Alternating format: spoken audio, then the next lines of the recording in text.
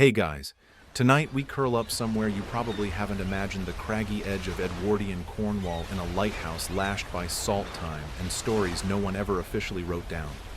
Our guide, a cat. But not just any cat. This is the entire life of a lighthouse keeper's feline companion, from the first muddy paw print to the last sunbeam. You'll hear about storms and smuggling sardines and ghosts, and the slow ticking of a world that doesn't exist anymore. You probably won't survive this, as in not without craving a wool blanket, a buttered crumpet, and possibly a purring friend. So before you get comfortable, take a moment to like the video and subscribe, but only if you genuinely enjoy what I do here. And tell me in the comments, what's your local time and where in the world are you listening from? Now dim the lights, maybe turn on a fan for that soft background hum, and let's ease into tonight's journey together. You arrive in a coal-scuttled basket wedged beside a dented kettle, an old pair of boots, and 3 tins of sardines. The lighthouse looms ahead, stark against a gray-white sky that seems incapable of kindness. Your first memory is not of warmth, but of motion. Jostling, bumping, and then stillness broken by the keening cry of gulls. The year is 1902, and this lighthouse, high above the jagged Cornish coast, is one of dozens dotting the British coastline. Their job is simple and ancient: send light where death waits in the waves. They are tall, lonely buildings kept running by men who barely speak, but always notice when the oil is low. Your new keeper is a man with boots too big for the stairs and hands always smeared with black from the lantern machinery. He doesn't smile much, not yet, but he does pluck you gently from the basket and set you down on the stone floor like a glass bottle he's afraid might shatter. He calls you mousy, even though you're a kitten. The lighthouse smells like salt and metal and dust that never dries. The moment your paws touch the flagstone, your instincts kick in. You slink behind a wooden crate labeled "Caution Whale Oil Ears," twitching. The crate has a splintered edge perfect for scratching. You christen it with your claws. The keeper speaks to you in short bursts, mostly weather and swears, but you learn his patterns fast. You learn when he eats cold bread and dripping at midday, and when he sleeps, one eye always half open like he's expecting the ocean to knock. The foghorn howls every 10 seconds round the clock, and you flinch at first, but soon it becomes the rhythm of your new life. Throaty, mournful, like a whale singing a warning to the cliffs. One night, curled under a workbench cluttered with brass gears, you dream you're back in a barn curled beside siblings who no longer exist. But when you wake, you are not afraid. You found a corner that doesn't leak during storms, and in lighthouse terms, that's basically luxury real estate. Mainstream fact: by 1900, the Trinity House organization ran nearly all of England's major lighthouses, relying heavily on rotating keepers who worked in grueling shifts. These men were often former sailors or Royal Navy engineers, solitary types, trained to trust no one but the machinery and the light. Quirky tidbit: in some Cornish lighthouses, it was common practice to bring along a ship's cat for good luck pest control, and company often noted in logbooks simply as feline aboard. And here's your open scholarly debate. Historians still argue whether lighthouse animals were officially sanctioned by Trinity House or simply tolerated under the don't ask, don't tell policy of isolated outposts. But you don't care about policy. You care about the way your fur smells after a nap in a sunbeam. You care about the sound of seagull feet on the glass dome above the lantern room. You care about the warmth in the keeper's chest when he lets you curl up beside him after a long shift. He smells like wool salt and pipe ash, and over time you come to understand that this scent means home. There's a storm your third week on the rock. It arrives like a drunk uncle, unexpected, booming and furious. The waves slam so high that spray reaches the lantern windows, and the tower groans in its joints. The keeper lights the lamp manually, cursing all the way up the spiral stairs. You are left behind, watching from the narrow kitchen window as the world disappears into water. When he returns soaked to the bone, he finds you trembling behind a barrel of pickled eggs. He says nothing, just takes off his coat, folds it once, and lays it next to the stove. He doesn't tell you to use it. He just leaves it there. So you do. The first time you purr in front of him, he looks surprised, as though the idea that the world might still contain soft things hadn't quite registered. He lets you climb onto his lap awkwardly. His hands hover, like he's not sure how to touch you, but eventually they land, one gentle stroke, then another. And from that moment forward, you're no longer just a mouser. You're his mouser. That night, he records in his logbook, weather rough, lantern steady, cat settled. You've made it. You've survived your first foghorn, your first storm, your first awkward cuddle, and the sea, vast and uncaring, keeps breathing in and out below. You wake with the sun slicing through the eastern slit of the stone kitchen window, narrow as a knife and twice as sharp. It lands right across the spot you now think of as yours, a worn windowsill just wide enough for a cat who's still growing. The wood smells faintly of brine, and something softer, maybe lavender, maybe the ghost of a cleaner long since reassigned. Either way, it's warm. And warm in a place like this is gold. You stretch, arching your back until your spine clicks. There's a kettle bubbling on the range, barely murmuring, and the keeper is scraping butter onto yesterday's toast.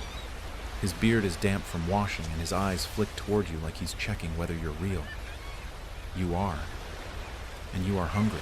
Breakfast for you is a saucer's worth of salty fish mackerel fillets trimmed of bones and salted over winter, then soaked back into chewable softness overnight. He tosses you a sliver, and it lands with a faint, wet slap on the stone. You eat it with all the ceremony of a royal feast. Outside, the gulls are shrieking over some unfortunate crab, and the sea has resumed its daily argument with the rocks. You watch with your chin on the sill, letting your whiskers twitch to the rhythm of the wind. This is the part of the morning when you don't move. You just exist. You've begun to understand that the lighthouse has its own heartbeat, regular, unflinching, and indifferent to human sentiment. The lens above still spins. The foghorn is silent for now. The keeper is inspecting the logbook, grumbling about tide tables. It's 1902, and Britain is basking in the odd, melancholy calm of the Edwardian era. Queen Victoria is dead. Edward VII sits the throne jowly and dapper, while the country, at least on paper, is at peace. But on the Cornish coast, time forgets you. No royal edict can hush the gulls. No grand policy can clean rust off the lantern housing. You try the stairs again today. They're stone spiraling like a snail's shell and steep enough to make your paws slide. The air gets colder as you climb, and soon it's all brass and echo and the faint smell of oil. You stop just shy of the last step.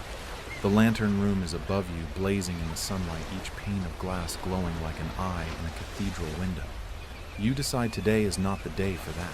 Downstairs, the keeper has found something to polish. You leap onto the table, knocking over a rolled nautical chart. It unfurls across the floor, revealing jagged lines and symbols you don't understand. But you sit on it anyway, tail wrapped elegantly around your front paws. A statement, "Here be cat." He raises an eyebrow. Might be the first time a feline's mapped the silly isles, he mutters. You blink slowly in agreement. Mainstream historical fact, mackerel fishing was a major industry along the Cornish coast in the early 1900s, and it wasn't uncommon for keepers to receive dried or salted mackerel in their monthly provisions from the mainland.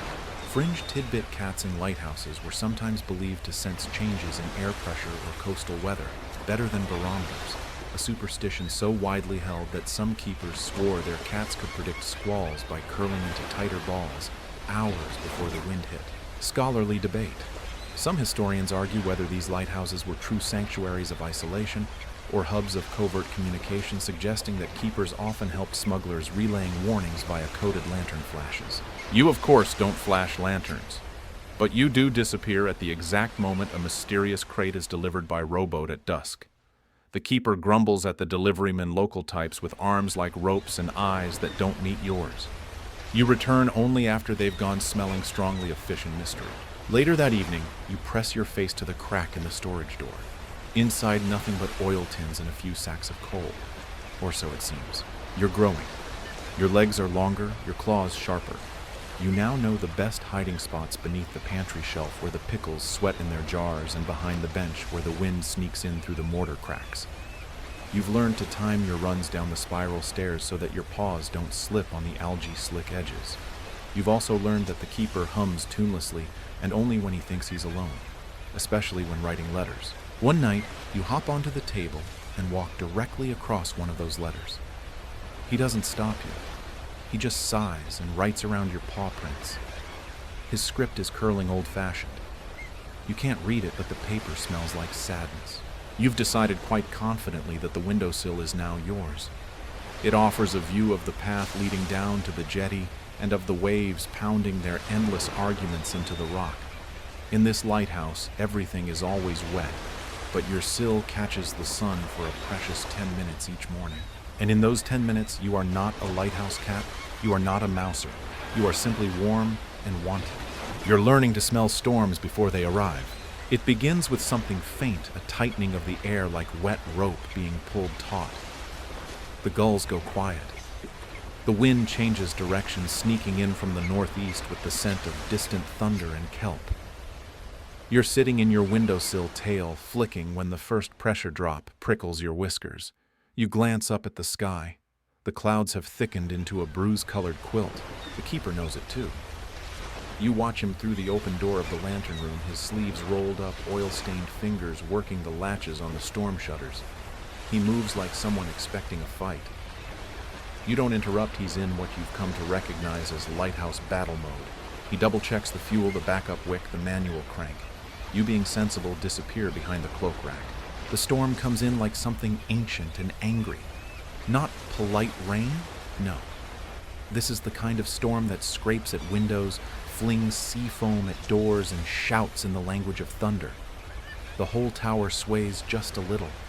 Not enough to panic, but enough to remind you that you're a small thing on a tall rock in a very big sea. You retreat to the kitchen where the range glows softly and the iron kettle rocks on its hook. You curl beside it, fur puffed but not shivering. You're not scared, not exactly. But the noise, it's colossal. Outside waves slap the foundation with a sound like cannon fire. The foghorn has been sounding every 15 seconds since sundown, and even though you're used to it now, it feels closer, louder, like it's calling for help. This is the first true gale of your life, and it teaches you a few things: how to find the driest corner under the shelf, how to brace for a rattling door, how to listen not just to the sounds of the storm, but to the gaps in between those breaths of silence that hold something stranger. Mainstream historical fact: Edwardian-era storms off the Cornish coast were particularly feared by mariners, as weather forecasting was still primitive, and many vessels relied solely on coastal warnings like lighthouse foghorns and signal flags. In fact, the 1903 storm that hit Penzance wiped out 3 ships in a single night. Fringe tidbit.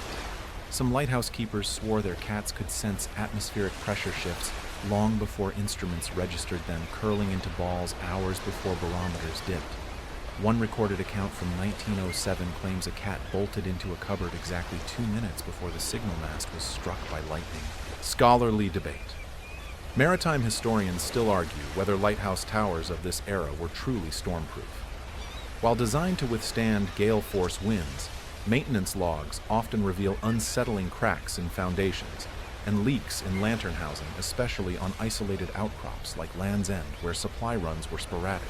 Back in the kitchen, the keeper stokes the fire, then sits heavily into his chair. He removes one boot sodden and sighs the kind of sigh that says, "Not tonight, sea." You hop up beside him tentatively and rest your body against his leg. He smells of damp wool iron and pipe tobacco. He's exhausted, but when you look up at him, he scratches you behind the ear without looking. A mutual agreement: we survive storms together. Later, the wind takes a lantern off its hook outside and hurls it across the jetty. Neither of you sees it happen, but you hear the metallic clang the shattered glass. The seagull startled into a long, resentful scream. You fall asleep to the sound of rain slapping the tower like it's trying to peel it open. But you are warm. The fire is steady. The walls hold. At some point you dream of running not away, but into the heart of the gale. Your fur sleek paws sure. You are faster than the wind, untouchable, and loud as the horn itself. You wake the next morning to silence. No waves, no foghorn, no wind.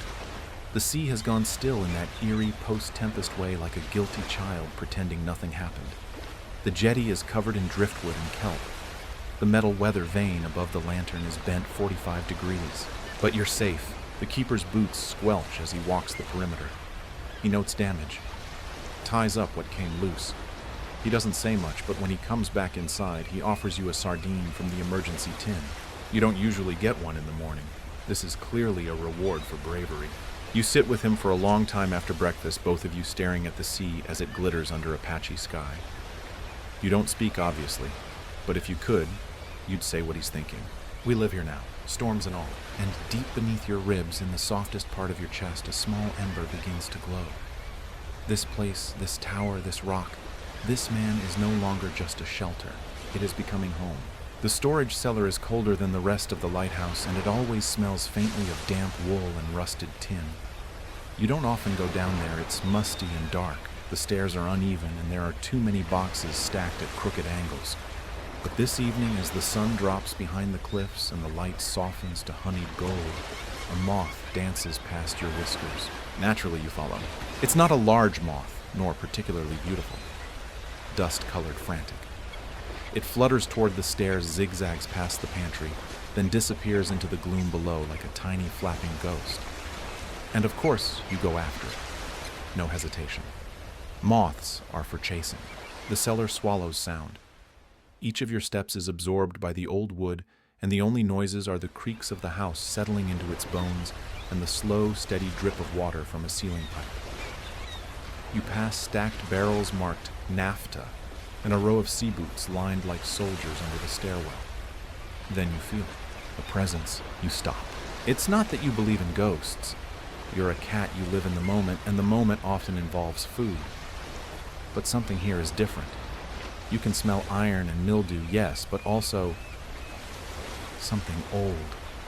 Like wax that hasn't burned in decades. Like stone that once held a voice. You peer around the crates. Nothing moves. But the hairs along your spine rise anyway. You let out a low, puzzled trill. No answer. Then from the very back of the cellar, a faint sound metal dragging over stone. Just once. Then silence. Mainstream historical fact. Many 18th and 19th century lighthouses were built over the ruins of older signal stations or medieval watchtowers. Some of these locations, like the one at Land's End, had structures dating back to Roman times. Layers of history literally buried beneath the floorboards. Fringe tidbit. One tale from the 1780s tells of a bell ringer at an early warning post on the Cornish coast who was swept away during a storm and whose bell kept ringing for 3 nights after he disappeared despite no wind. His ghost was said to haunt any new tower built on that site. Scholarly debate.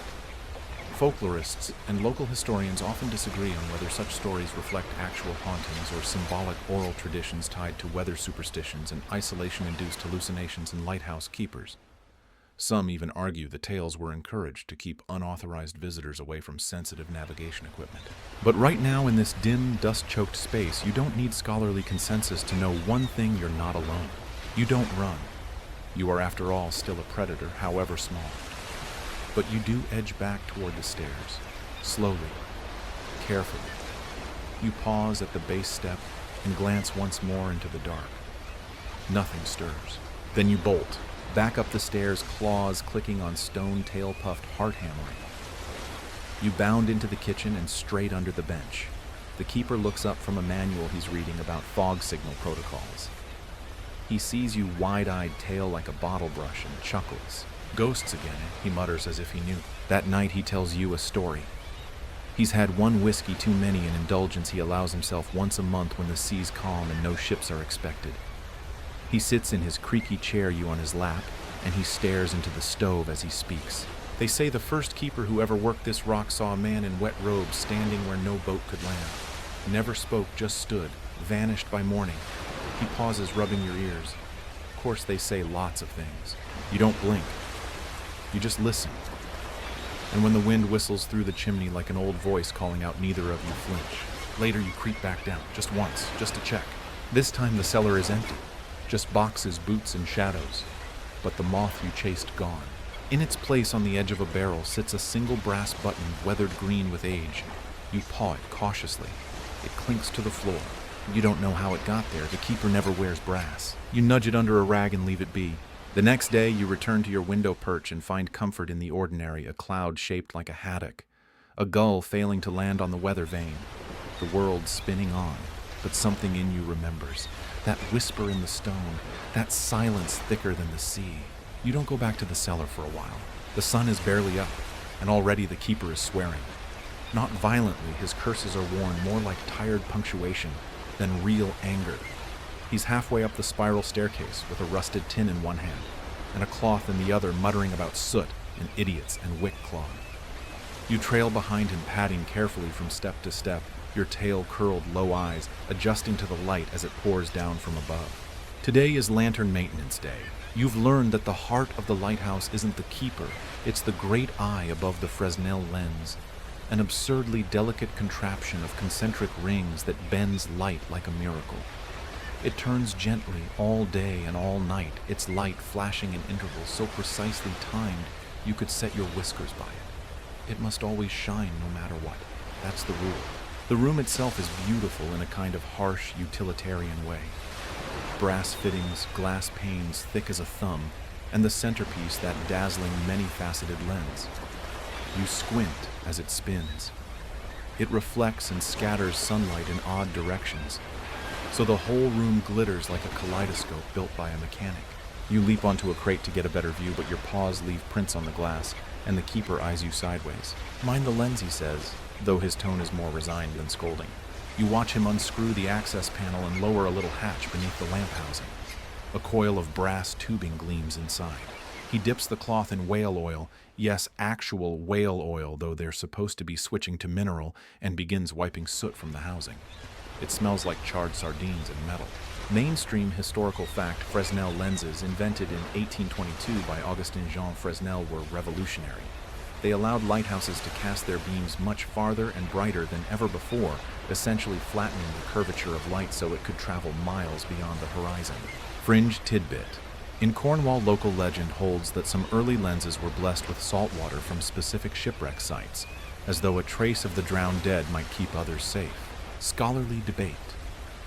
Historians still argue whether whale oil was fully phased out by 1902. Official records say mineral oil had taken over most lighthouses by then, but anecdotal reports from keepers suggest some isolated towers still relied on the older, smellier option due to cost habit or superstition.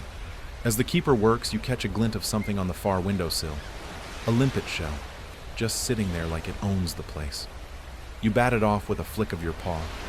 It falls with a hollow clink and rolls under the cabinet. Satisfied, you curl into a ball beside the tool bag, tail over nose. A moment later, the keeper's voice floats over you. "Bet you've never tasted limpet stew," he says. You haven't. But from the way he grimaces at the memory, you know you don't want to. "Used to make it when I was posted out at Lundy," he goes on. "Takes 3 hours and tastes like boiled boots. Worse if you forget to scrape the green off first." You stretch, then blink at him unimpressed. He chuckles. "Suit yourself, more for me." Eventually, the maintenance is done. He buffs the final metal plate with his sleeve, gives the lamp housing a final squint, and straightens up with a groan that sounds like it comes from the soles of his boots. Outside, the sun has risen fully, and the sea below gleams like hammered tin. You climb onto the ledge, your favorite part. The view from here is all horizon and nothing else. No towns, no trains, no other cats. Just you, your keeper, and the light that never sleeps. Downstairs, the day unfolds like it usually does. Bread, cheese, the scratching of pen on paper as he logs the wind speed. You hear the faint tick of the barometer needle adjusting to some distant pressure system. You chase a beetle for sport and win easily. But something sticks with you from the lantern room, the way the light bent in those impossible shapes, like being inside a floating glass cathedral. That room isn't just machinery. It feels sacred in a strange way. That night, while the keeper snores gently in his chair, you slip upstairs again. The lamp is lit now, and the glow is almost alive, throbbing, humming, steady as a heartbeat. You sit at the edge and let the light fall over your fur. The room is warmer than it was by day, and you swear you hear the glass whisper when the rotation turns. You do not chase moths tonight. You simply sit. Somewhere out in the Black Sea, a ship might catch this light and know they are not lost, because you and the keeper and the lantern together are a promise. The rocks are still there, but so are you. There is a chair in the kitchen that doesn't belong to anyone but you. Well, strictly speaking, it used to belong to someone, the previous assistant keeper, long since transferred to a calmer post on the Isle of Wight after a poorly timed sneeze sent a logbook sailing into the sea. Since then, the chair has remained uneven and the legs sun-faded at the edges and covered in a patchwork shawl that smells of old tobacco and faintly mint. The keeper never sits in it. He doesn't even look at it, which means naturally it's yours. You discovered its worth on a rainy Tuesday when the wind howled so loud it rattled the crockery. You were searching for warmth and dignity, not necessarily in that order. You leapt up, circled once, and found the sweet spot where the cushion dips just enough to cradle your spine. Then and there, it became your throne. And what a throne it is.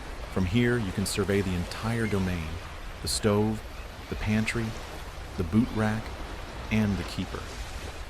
More importantly, you can see the kettle when it starts to hiss, and you can track the subtle shift in his mood by the weight of his footsteps. It's a position of strategic importance. Today the rain is lazy. Not a storm, just that long gray drizzle that seeps into everything. The kind that makes the world feel like it's been left in the sink overnight. The kitchen is warm, though, and smells of fried onions and damp rope. You're curled in the chair, half asleep, when the keeper speaks not to you, not really, but toward the stove. Used to be a wife here, he says. Back when I was stationed at Foley. You flick an ear. She liked mint tea, he adds, then falls silent again. You stretch without opening your eyes. The rain taps the windows like it wants to come in. The stove creaks. Somewhere far below, waves slap rock like a hand clapping against skin. Mainstream historical fact. In Edwardian England, lighthouse keepers were often required to serve multi-week shifts in near total isolation.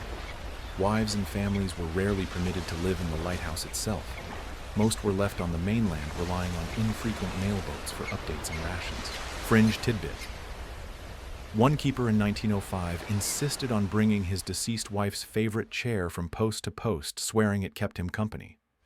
Some locals believed the chair was haunted not maliciously, just persistently.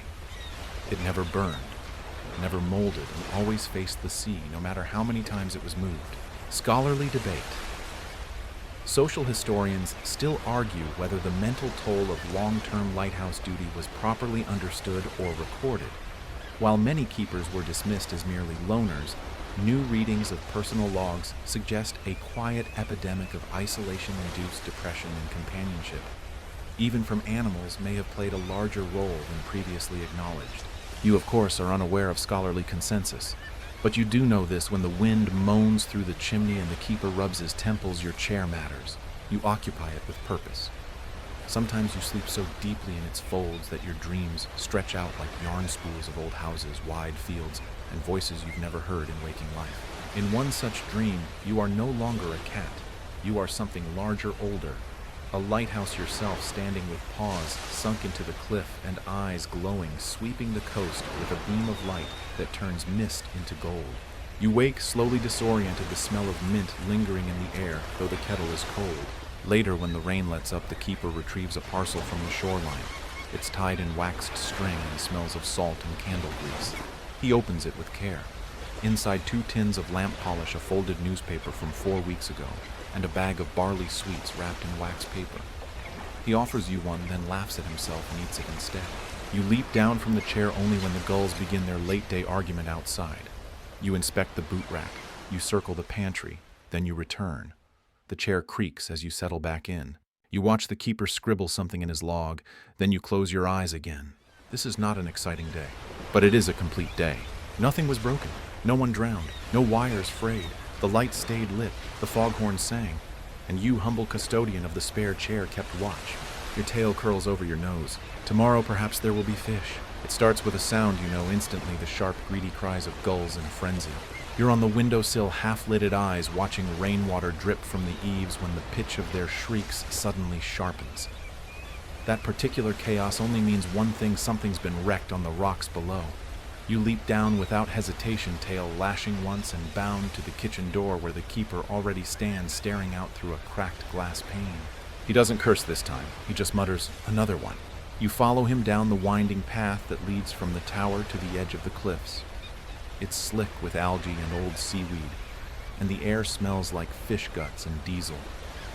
The keeper's oilskin coat flaps around his knees, and you stay close, weaving between his boots like a shadow.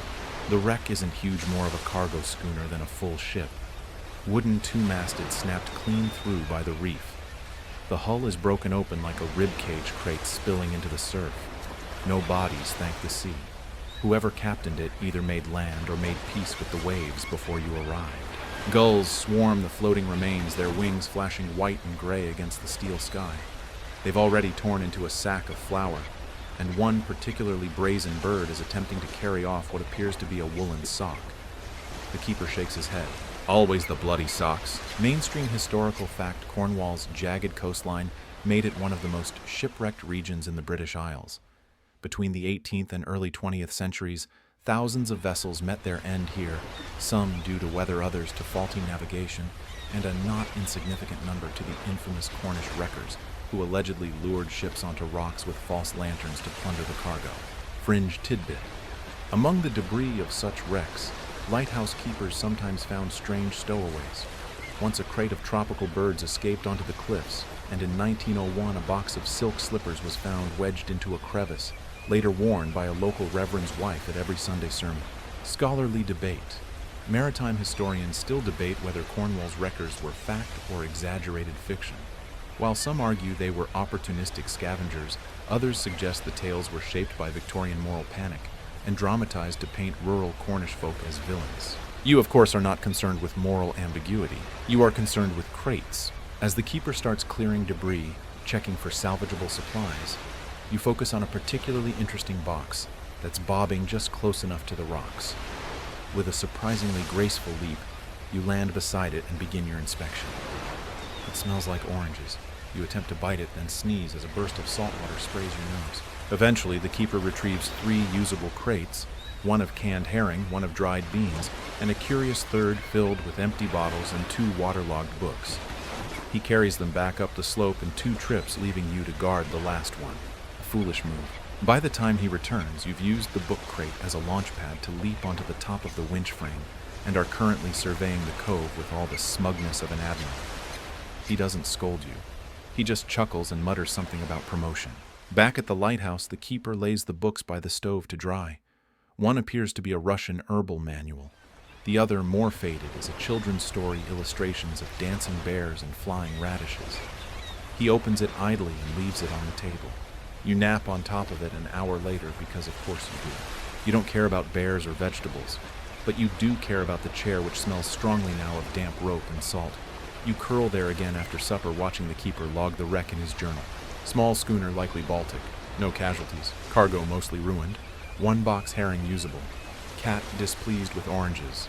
You purr loudly in protest because that's not exactly what happened, but he ignores you. Later that evening, the storm returns, and the sea rises up like a second heartbeat. The lighthouse sways again, just slightly. You steady yourself by bracing a paw on the edge of the stove. You glance toward the pantry. You know what's in there now: 3 tins of herring stacked like prizes, a memento from a day of gulls and ghosts. The sea gives, the sea takes, but sometimes it delivers. Sundays have their own rhythm in the lighthouse. You sense it before breakfast, the quiet hum of something less urgent, less mechanical. The keeper doesn't lace his boots right away. He lingers a little longer over his tea. The foghorn still bellows on schedule, of course, and the light still sweeps the sea, but the pace inside these walls shifts from survival to ritual. It is the one day in 7 when the keeper lets himself be human again. And you get sardines. The tin comes from the bottom shelf of the pantry, wedged behind a tin of stewed tomatoes, and something unlabeled that smells deeply of despair. He peels it open with a crooked knife, and the aroma hits you instantly. Rich, oily, glorious. You begin your performance, circling, chirping, brushing up against his calves like a furry metronome of need.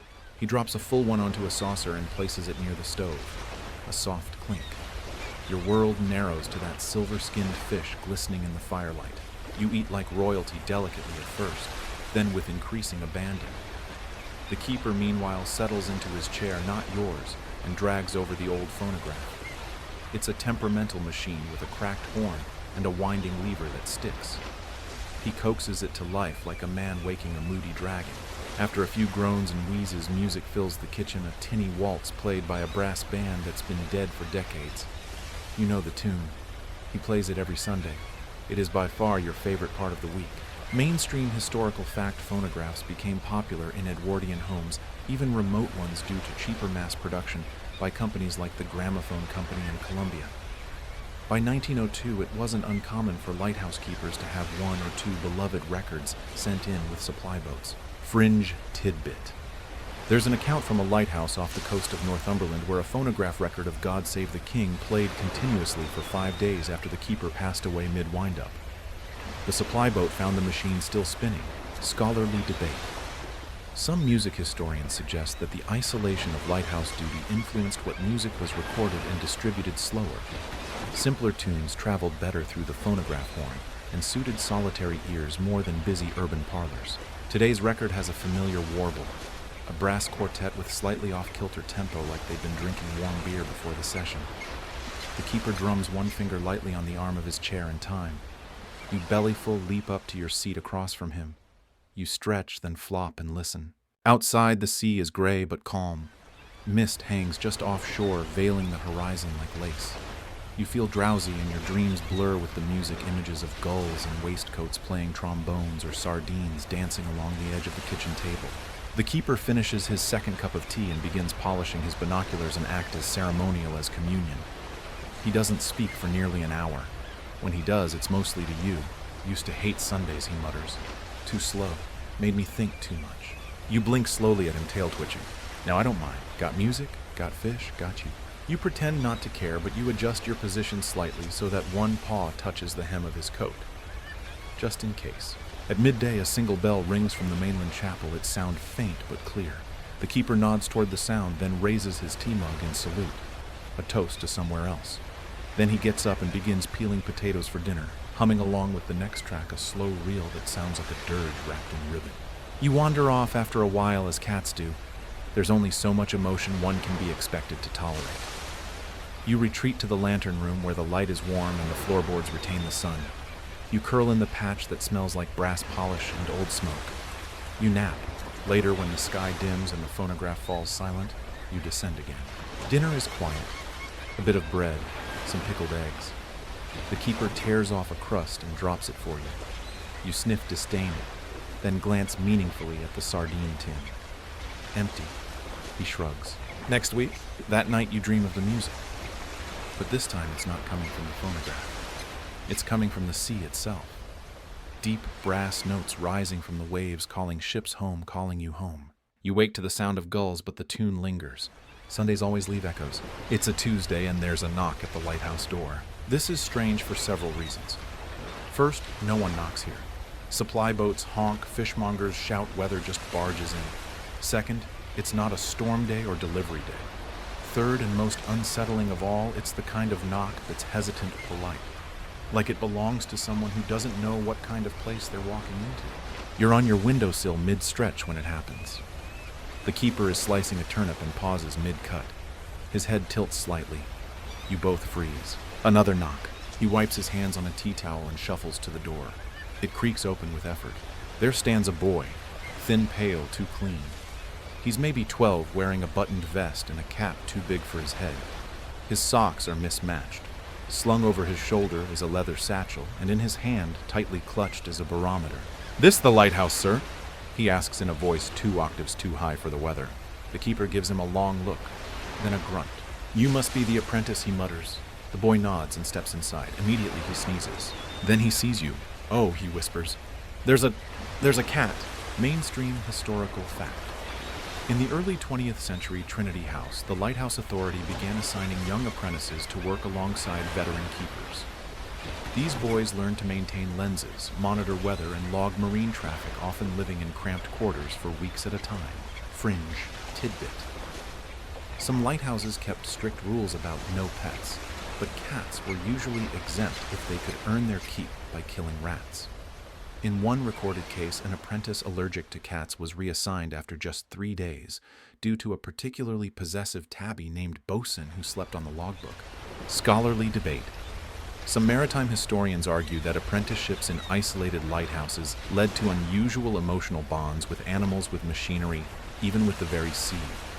Others suggest the bonds were exaggerated in later memoirs to romanticize what was often grueling, lonely labor. This apprentice, his name is Alfred, seems allergic to most things. Dust, wind, possibly existence. He sneezes 5 times in the first hour and tries to hide it behind the barometer. You glare at him from the chair. He glares back, but it's a soft, unsure sort of glare. A beginner's glare. The keeper assigns him the easy tasks, cleaning the brass, sorting the logbooks, measuring wind speed. Alfred approaches each one like it's a school test. Precise, nervous, deeply suspicious of error. He polishes the lamp housing until he can see his own freckles reflected back. But every time you pass too close, he recoils like you've grown an extra tail. You try to help. That night, you leap onto his cot while he's reading a handbook on tide behavior. He nearly throws the book into the sea. "Sir, the cat is on me." The keeper shrugs from across the room. "Sounds like a cat problem." You spend the next few days playing a long, subtle game of siege. First the pillow invasion, then the surprise paw under the blanket, then the classic midnight face sit. This last one is the turning point. You find him snoring quietly, his arm flopped over the edge of the bunk. You leap up as silent as mist curl neatly on his face and purr like an old phonograph. He thrashes once, twice, then freezes. Slowly, his hand reaches up and scratches your ear. It's not elegant, it's not graceful, but it's surrender. The next morning, he offers you a bit of toast crust. You accept. By the end of the week, Alfred doesn't flinch when you slink past his boots. He even says hello once awkwardly, like he's not sure if you speak English. One evening, the three of you gather for stew and tea. You sit on your chair. The keeper reads shipping logs. Alfred practices tying knots with a bit of frayed rope. Outside, the sea presses its cold face against the windows. There's a new rhythm now. A triangle. A household small but complete. You curl up and sleep through the night undisturbed by sneezes or muttering. The boy has stopped sneezing altogether. You've seen the stairs before. Spiral tight stone, cold underfoot. They coil up through the center of the lighthouse like a snail's memory, familiar, repetitive, ascending toward brightness. But you've never climbed them all the way. Until today. The boy Alfred is upstairs with the keeper polishing the outer casing of the lamp housing. There's been a lull in the wind, and the air carries only the sound of distant gulls and dripping eaves.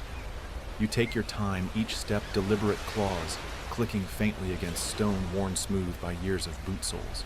The air grows sharper as you climb, full of brass oil and something electric. Not quite a smell, more like a tingle. It lifts your whiskers, as if you're walking into a storm cloud made of glass and memory. You reach the top. For the first time you see it. The lantern room. It is enormous, or feels that way. A dome of glass panels slightly warped with age surround the great machine like a crown.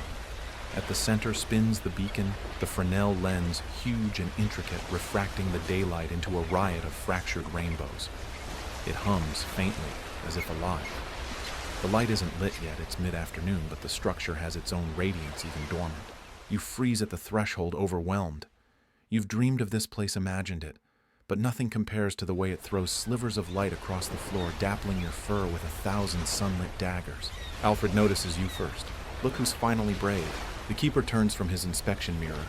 Took her long enough. You walk in slowly, each step catching new shards of light. You feel holy. You leap onto the ledge, not too close to the glass, and sit. The world outside spreads open sky, cliff, sea.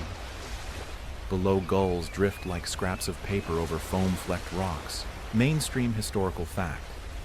Fresnel lenses were divided into orders, with first-order lenses used in major sea lanes. This one, mid-sized, is probably a third order, still large enough to burn out your retinas if you stare into the light when it's powered. Keepers were trained to blink often and use smoked glass during maintenance. Fringe tidbit. Some keepers swore that the spinning of the lens had hypnotic effects if watched too long. A few even claimed to have seen faces in the reflections, shipwrecked souls caught in the glass. One wrote in a 1904 journal, found decades later behind a broken panel. Scholarly debate. Lens engineers and maritime historians have long debated whether lighthouse keepers' frequent proximity to high-intensity light oil fumes and rotational movement contributed to the mysterious mental fatigue often noted in their logs. The term lens fever was coined informally among crews. You don't see faces in the glass, but you do see yourself, a sleek, stripy shape stretched across dozens of curved panes. You blink, and your reflection blinks back 30 times over. You twitch your tail. Every copy follows. Alfred crouches near you, carefully, respectfully. He doesn't reach out, just observes. Never seen a cat so still, he whispers. You ignore him. The keeper finishes his work and checks the bearings. The lens gives one slow, creaking turn. Your tail flicks not in alarm, but in acknowledgement. You understand now this is the lighthouse's true eye, the part that never sleeps. You return several more times over the coming days. Always at mid-afternoon when the light is gentle and the space feels like a sun temple. You nap in the corner between two riveted panels. You watch Alfred polish the glass, his tongue sticking slightly from the corner of his mouth in concentration. The keeper reads a logbook aloud now and then, usually to himself, sometimes, possibly to you. You don't chase anything here, not even moths. Something about the place asks for silence. And then one afternoon, Alfred forgets to close the trapdoor behind him. A gust of wind slams it shut. The bang echoes like thunder. You leap straight into the air, all fur and claws, and land half-splayed across the brass guardrail. Alfred yelps. The keeper looks up. What in God's name? You right yourself with what little dignity you have left, then slink behind a support beam. The trapdoor bangs again. Better fix that latch, the keeper says deadpan. Alfred nods fervently, red-faced. Later, as the sun sets and the beacon hums to life, you sit by the lens bathed in golden light and watch the ocean swallow the sun. Somewhere out there, a ship might see the flash and steer safely around the rocks. You too are part of the ritual now. You too are part of the light. You're prowling the cliffs behind the lighthouse, pretending not to be curious.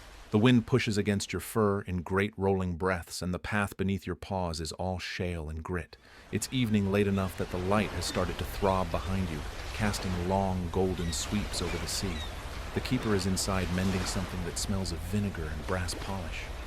Alfred is in the lantern room with his barometer taking notes like the fate of the Empire depends on humidity, so you naturally are on patrol. You spot the fox first, or rather you smell it, sharp, oily, wild. You drop low and slink behind a gorse bush, ears flat. The fox is picking at a bit of driftwood caught in the rocks, its reddish coat dulled by sea salt. It hasn't seen you. This isn't your first fox, but it is the closest one has ever come to the edge of your world. It noses around the tide pool, then lifts its head, ears twitching. You hold perfectly still. For a moment you think it might come closer, but then something distracts it, a movement down the slope. The fox pauses, watching. Then it bolts, tail streaming behind it, like a burnt ribbon disappearing into the brush, and you see what it saw. Figures on the beach. There are two of them moving quickly but quietly.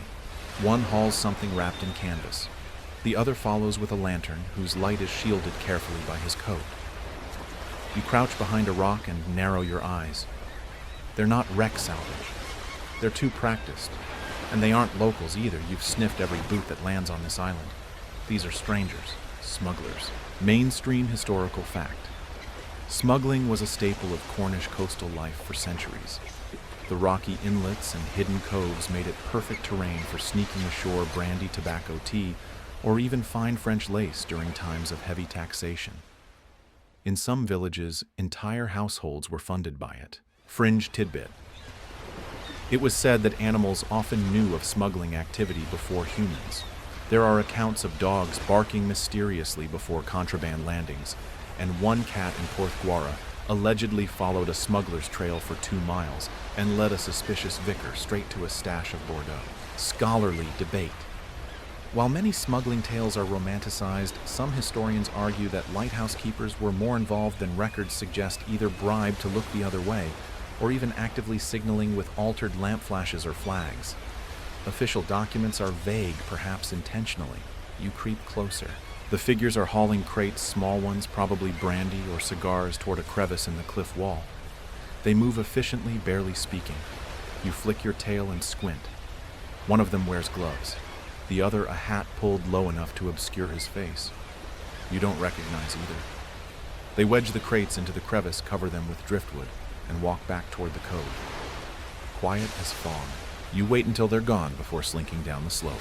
The crevice smells of salt and something bitter spirits, perhaps. The crates are well hidden. You nose around, then scratch once at the driftwood pile for good measure. Satisfied, you return to your patrol route. You're back at the lighthouse before the others notice you're gone. The keeper is polishing the handle of the cellar door and humming something tuneless. Alfred is asleep with his head in a book, mouth open, barometer beside him like a sleeping pet. You leap onto your chair and sit with exaggerated grace. You say nothing. After all, you've just uncovered a crime. Or at least a tradition. The next morning, the keeper reads from the log. Sea calm, barometer steady. 1 fox, 2 smugglers, 3 eggs left. Cat suspicious. You blink at him from the sill. He meets your gaze. Neither of you speaks of what you saw. Some things aren't for logbooks. Some things belong to the rocks and the wind and the creatures who patrol them night after night. And maybe this lighthouse doesn't just guard against wrecks. Maybe it guards secrets too. You've discovered something. It's small, barely a shift in the floorboards, but enough to make your claws freeze mid-step. It happens when the keeper drops his pen. It rolls across the kitchen floor, hits a seam in the boards, and instead of stopping, it disappears. Just like that. 1 second it's clinking along, the next it's gone. The keeper frowns, gets on his knees, prods the spot. Nothing. You, however, are already sniffing at it. The seam smells faintly of dust iron, and something else, something old. Not the usual kitchen smells of butter and kerosene. No, this is paper and mildew and sealed memories. You paw at the edge. Something shifts. The floorboard lifts just slightly, and beneath it a hollow space. Mainstream historical fact. Many older lighthouses were built with hidden compartments, sometimes for storing emergency supplies, spare oil, or outdated navigational charts.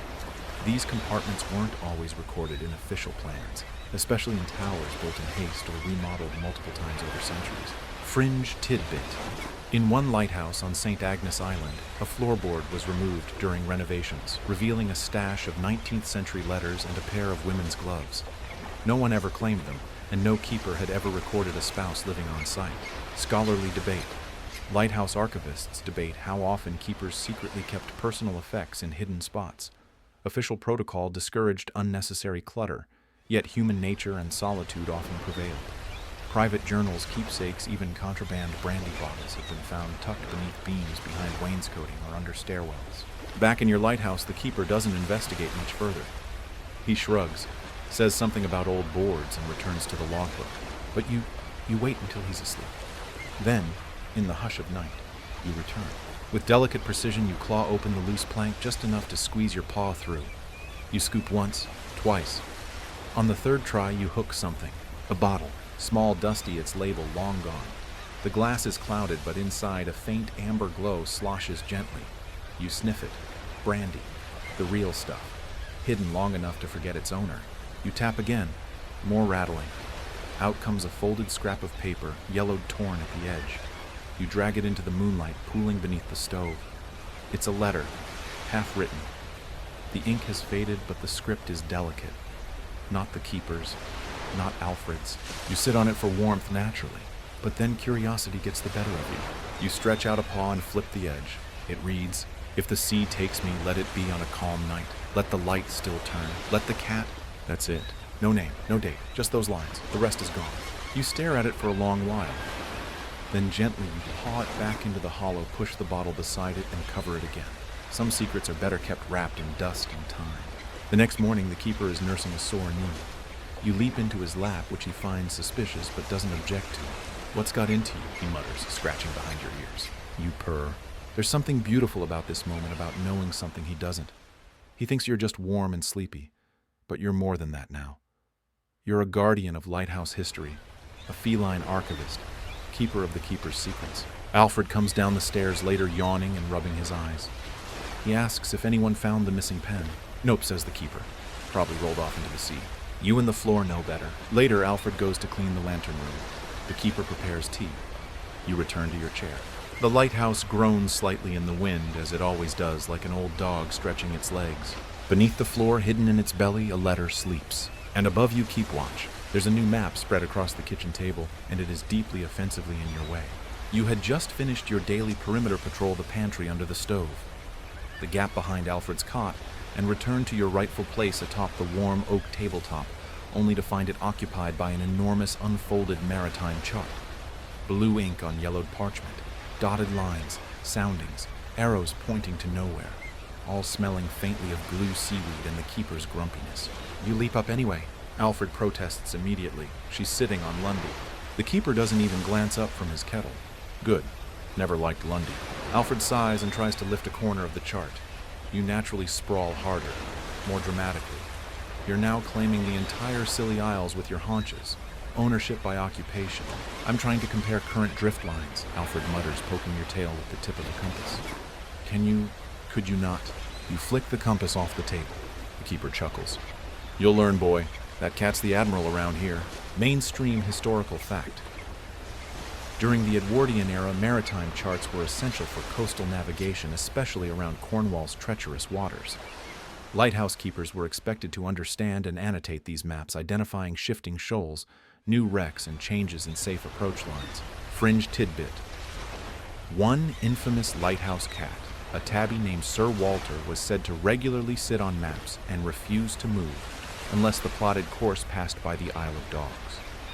Whether coincidence or clever training, he gained something of a local reputation as a feline navigator. Scholarly debate. Some maritime historians suggest that lighthouse mapping practices were far more dynamic and improvised than official protocol admitted.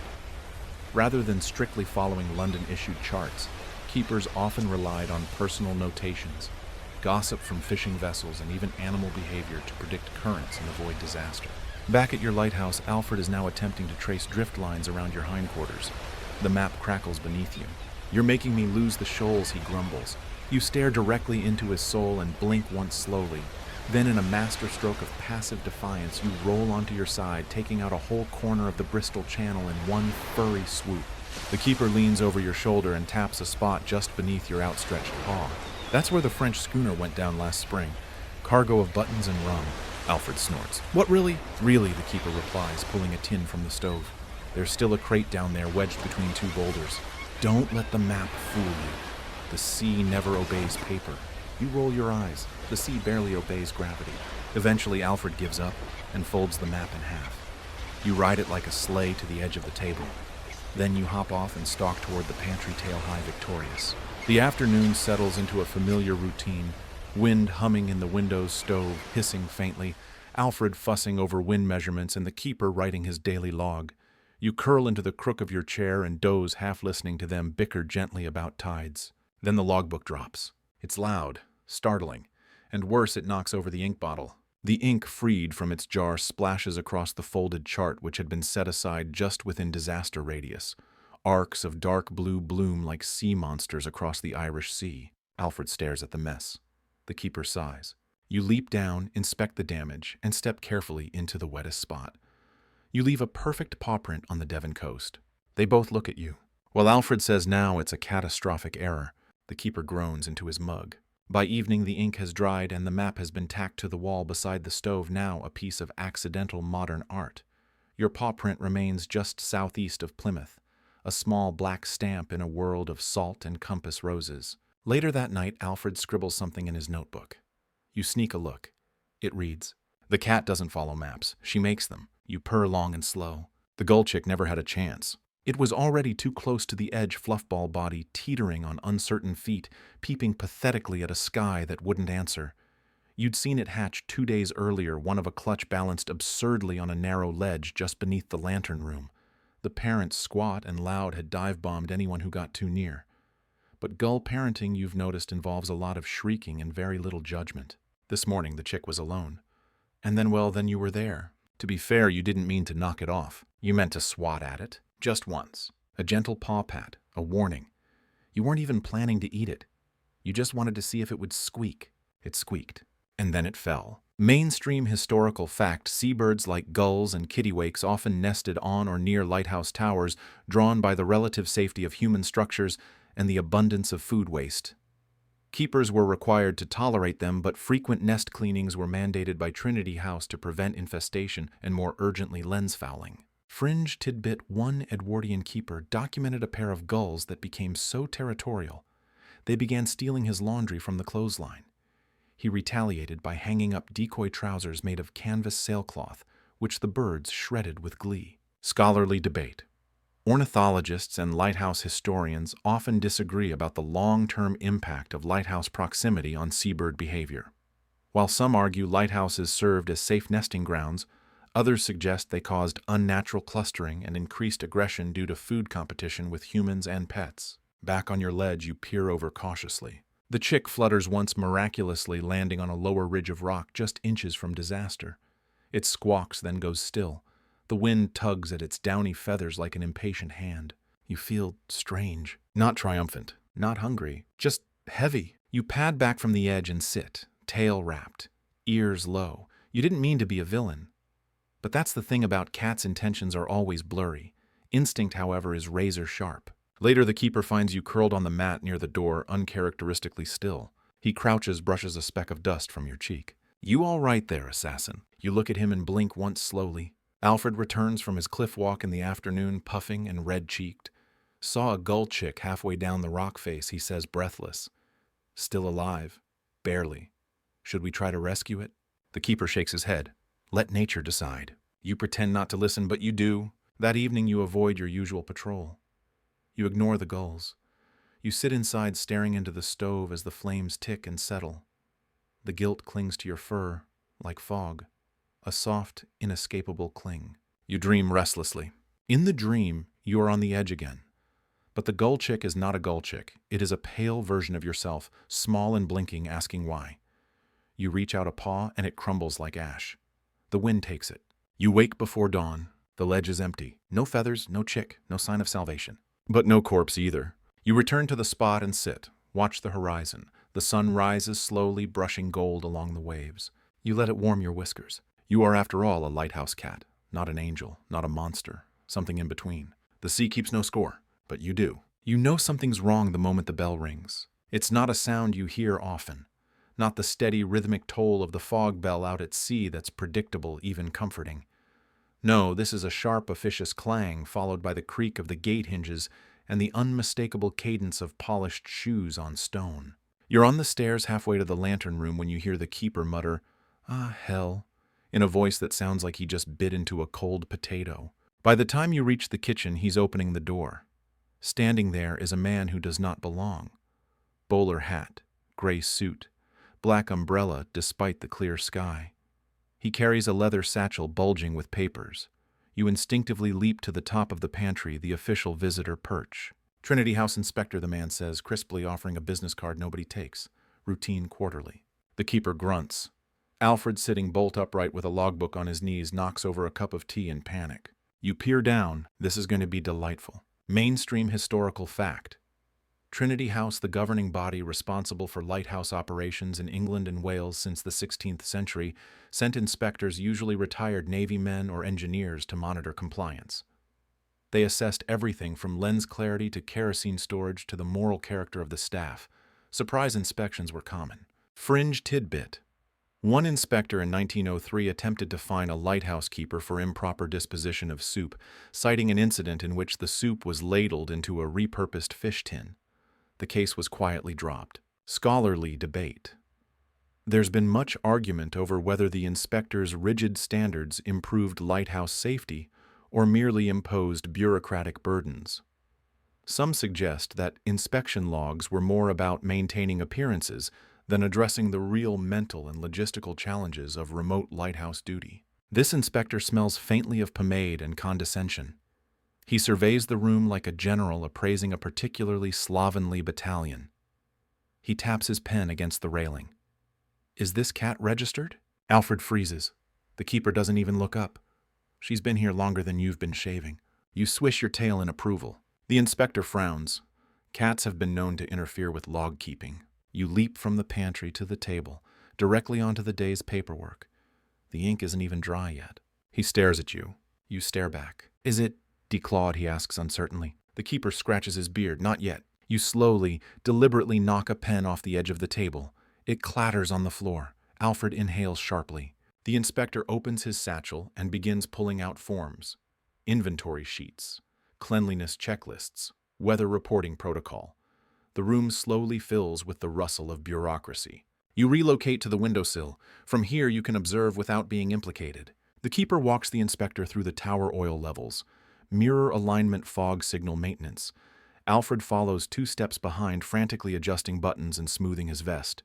You trail them silently, hopping from stairwell to stairwell, pausing only once to hiss at the man's umbrella, which he leaves near the entryway. Midway through the tour, the inspector sneezes. Twice. He pauses, looks around. "Do you keep this place properly dusted?" The keeper shrugs. "We sweep." She sheds. You're halfway to the lantern room when the inspector reaches into his satchel and removes a small notepad. You hear the scratch of graphite on paper. You leap to the topmost rung of the spiral railing. The inspector does not notice. You remain perfectly still, watching. When he reaches the final platform, he steps forward and you drop from your perch, landing silently behind him. He whirls, startled. "Good heavens." You blink. The keeper raises an eyebrow. You all right? She just appeared. You jump up beside the Fresnel lens tail, neatly curled paws aligned like a statue. She guards it, Alfred says almost proudly. She only started coming up after I learned to polish it properly. The inspector blinks at the three of you. Eventually, he finishes his inspection with a sigh. He signs the log, tucks his forms away, and retrieves his umbrella, which now has claw marks in it. He says nothing. Back in the kitchen, the keeper makes tea. You hop onto your chair. Think he'll put you in the report? Alfred asks, scratching behind your ears. You purr. Later that night, after the lantern has resumed its slow spin, the keeper reads aloud from the inspector's log. Light functional, keeper competent, assistant learning, cat undisciplined, possibly supernatural. You smirk, or the cat version of one. Possibly. It begins with a scratch behind your ear. Not a good one, not the satisfying claw on rugged fur kind. No, this one itches. Deep. Just beneath the skin like a flea with ambition. You shake your head hard enough that your ears flap, but it doesn't help. By noon, you've scratched it 10 times. By evening, 20. The keeper notices. Tick season, he mutters, peering at you over the top of his tea mug. You glare. Not because he's wrong, but because the phrase tick season offends your sense of dignity. You're not livestock. Still, the next morning, you're ambushed. It starts innocently enough. Alfred lures you with a bit of dried herring, and you take the bait like a fool. The keeper swoops in with a tin basin and a towel. You try to bolt, but the pantry door is already closed. They trap you on the table. Alfred whispers an apology you don't accept. And then, the vinegar bath. Mainstream historical fact. Before commercial flea and tick treatments, keepers and farmers alike used vinegar solutions often mixed with herbs like rosemary or pennyroyal as primitive repellents. These tick baths were common treatments for animals, though their effectiveness was debatable and their smell unforgivable. Fringe tidbit. One Cornish Lighthouse record from 1906 reports a keeper who bathed his cat in beer rather than vinegar, believing it would stun the insects. He later regretted it when the cat, apparently drunk, fell asleep on the Fresnel lens and had to be coaxed down with bacon. Scholarly debate. Veterinary historians argue over the true efficacy of vinegar as a pest treatment in Edwardian times. While anecdotal evidence abounds, there's little hard data, and some believe it was more placebo for the human than relief for the pet. Back at the lighthouse, the basin sloshes ominously. You hiss once, pure theater, then are gently lowered in. The vinegar bites your nose. The towel rubs you in undignified places. Alfred holds your front paws, apologizing profusely. The keeper, to his credit, is fast, efficient, thorough. You emerge wet, furious, and smelling like a salad. They let you sulk on your chair, wrapped in an old blanket. Alfred brings you a sardine as peace offering. You knock it off the table, but eat it later in secret. By nightfall, you're dry, but your pride isn't. The keeper tries to make it up to you by putting on the phonograph one of your favorite reels, the waltz that wheezes slightly at the chorus. You sit on the windowsill, watching the sea glow under the moon. You flick your tail exactly once every 30 seconds. This is your protest. Alfred reads aloud from a sailor's almanac, but his voice fades into background noise. Outside, the wind rises. You sigh.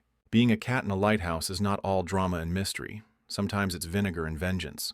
The next morning, you awake with your fur soft, gleaming, and undeniably luxurious. The itch is gone. The tick, if it ever existed, is vanquished. You hate to admit it, but the vinegar did its job. You celebrate by chasing a moth around the lantern room until you accidentally knock over Alfred's ink pot.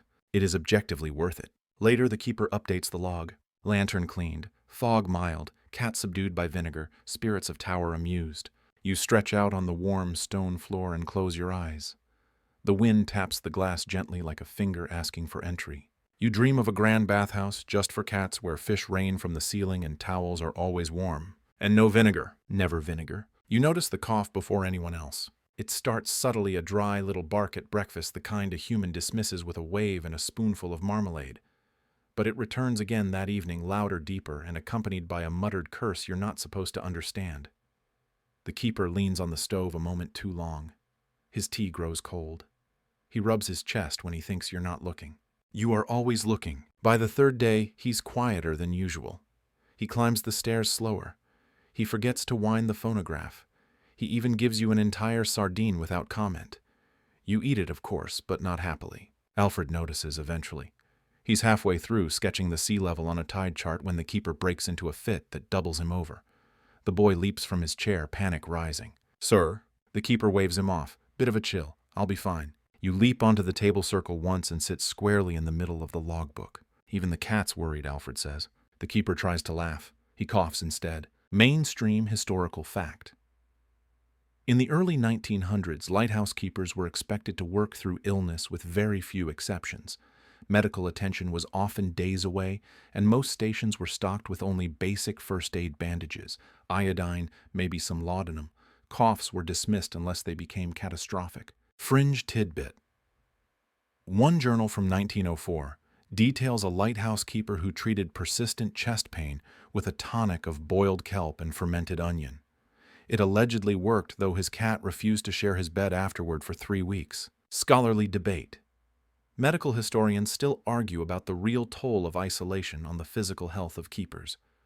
While death rates weren't drastically higher than the general population, the lack of care and rest during illness combined with exposure to damp air and dangerous storms likely masked a host of chronic conditions. The keeper doesn't call it an illness, he calls it a tickle.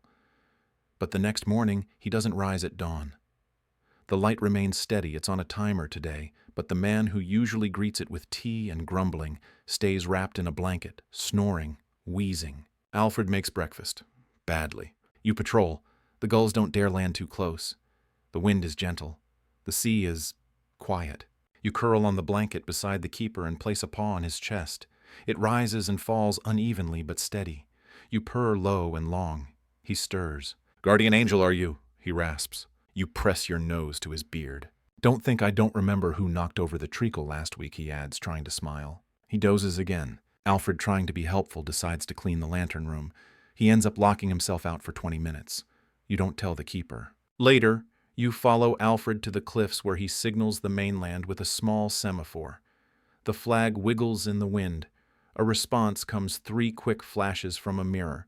A supply boat will come in 2 days, maybe with medicine, maybe just with more sardines. That night you sleep beside the keeper again. He doesn't snore this time. He just breathes quietly like the sea on a still tide. You stay close because no one else here knows what he sounds like when he's not okay. No one but you knows the difference between his real sigh and the ones he fakes. You're not just a cat. You're the watchkeeper's watchkeeper.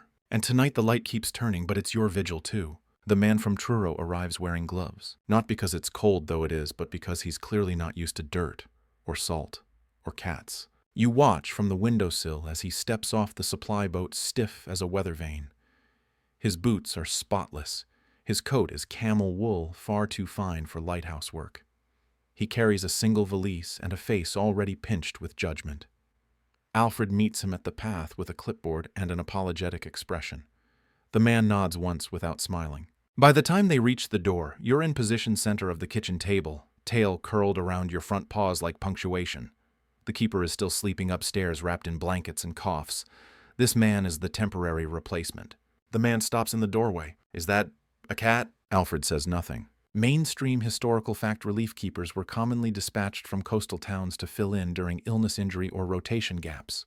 Truro, as a regional hub, often supplied men from its maritime training academies, many of whom had never served a full tour before being sent to the edge of the sea. Fringe tidbit. A 1908 journal entry from a keeper in Eddystone Light notes a relief man who refused to use the outside privy due to spiders, and instead relieved himself in the coal scuttle. The cat never forgave him. Scholarly debate. Some lighthouse historians argue that relief assignments did more harm than good, disrupting routines, agitating animals and undermining camaraderie. Others maintain they were essential lifelines, even if the replacements were often hilariously unfit for the job. Back in the kitchen, the man sets down his valise and surveys the room like it offends him. "Where are the oil logs?" Alfred points. The man moves toward them. You remain on the table unmoving. He stops short. "Is it sanitary to let it sit there?" "It's her table," Alfred replies. The man frowns. You blink. Later, he tries to wind the foghorn manually. You follow at a distance, hopping from stairwell to ledge, silent as guilt. He mutters the instructions aloud, misreads the gear mechanism, and nearly jams the crank. Alfred saves it with a quick correction. The man doesn't thank him. At lunch, he heats tinned stew and manages to burn it. The kitchen fills with the smell of scorched carrots. You leap to the floor in protest. Alfred tries to open a window. The latch sticks. The man coughs and mutters something about this ghastly old tower. You hiss not quietly. Later, he dabs cologne onto his wrists. It's citrusy aggressive, the sort of scent that offends moths and ghosts alike. You sneeze, then flee. Alfred finds you sulking behind the gear chest. He's not going to stay long, he whispers. You hope not. That night, the man fails to set the lamp rotation timer correctly. Alfred catches the mistake just in time. The two of them argue about protocol. The man pulls rank. Alfred rolls his eyes. You sitting above them on the lantern balcony consider pushing a bolt onto the man's head. Instead, you just knock over his gloves. By morning, the fog has rolled in thick and low, wrapping the cliffs in cold cotton. The man stands at the window, grimacing. How do you live like this? He asks, not really asking. Alfred shrugs. Some of us do. You hop onto the table and resume your seat. The man makes a strangled noise but doesn't challenge you. Smart. At midday, he attempts to pet you. A bold move. You allow the first stroke. He tries a second. You bite his knuckle, not hard, just enough to establish that familiarity is not a given. He recoils. Alfred grins into his mug. When the keeper finally comes downstairs, pale and slow but upright, the man from Truro stiffens. Sir, I was just reviewing the log entries. The keeper waves a hand. You'll be off by evening tide. The man sputters. But I was instructed to remain. I said evening tide. You leap into the keeper's chair and curl up beside him. He reaches out, scratches your chin. Your purr is thunderous. The man from Truro says nothing more. That night, the boat takes him away. The air smells better almost immediately. Winter doesn't arrive with snow here. It arrives with silence. The gulls vanish first. They're still around, of course, but they stop bickering. They glide quiet and watchful, tracing slow circles over the gray swell. The wind grows lazy but mean, poking through shutters with icy fingers. The stove takes longer to heat. The flag at the jetty hangs limp one day, then vanishes the next, ripped clean off its rope. You feel it in your joints, though you pretend otherwise. You move slower, curl tighter, nap longer. Your fur grows thicker, but the stone floors still steal warmth faster than you can make it. One morning you awaken to find the world has gone pale. Not snow, just frost. The grass crackles under Alfred's boots. The windows wear thin veils of rime. The keeper wears 2 coats and a scowl. You refuse to leave the stove. Mainstream historical fact. The Cornish coast in the early 1900s rarely saw snow, but winter storms were brutal, bringing freezing rain, black ice, and gales that shattered lantern glass if shutters weren't properly latched. Many keepers reported mild frostbite and chilblains during January rotations. Fringe tidbit. A Lighthouse journal from 1902 records a curious phenomenon. Eggs placed on the windowsill froze solid in an hour, while tea left near the lamp housing boiled itself slowly without a fire. The writer concluded the tower lived between 2 seasons. Scholarly debate. Meteorologists argue over the exact microclimates of coastal lighthouses. Some claim the lamp's heat skewed internal temperatures dramatically. Others insist the real danger came from cold seeping through stonework and rusting machinery from the inside out. Your paws slip on the steps that morning.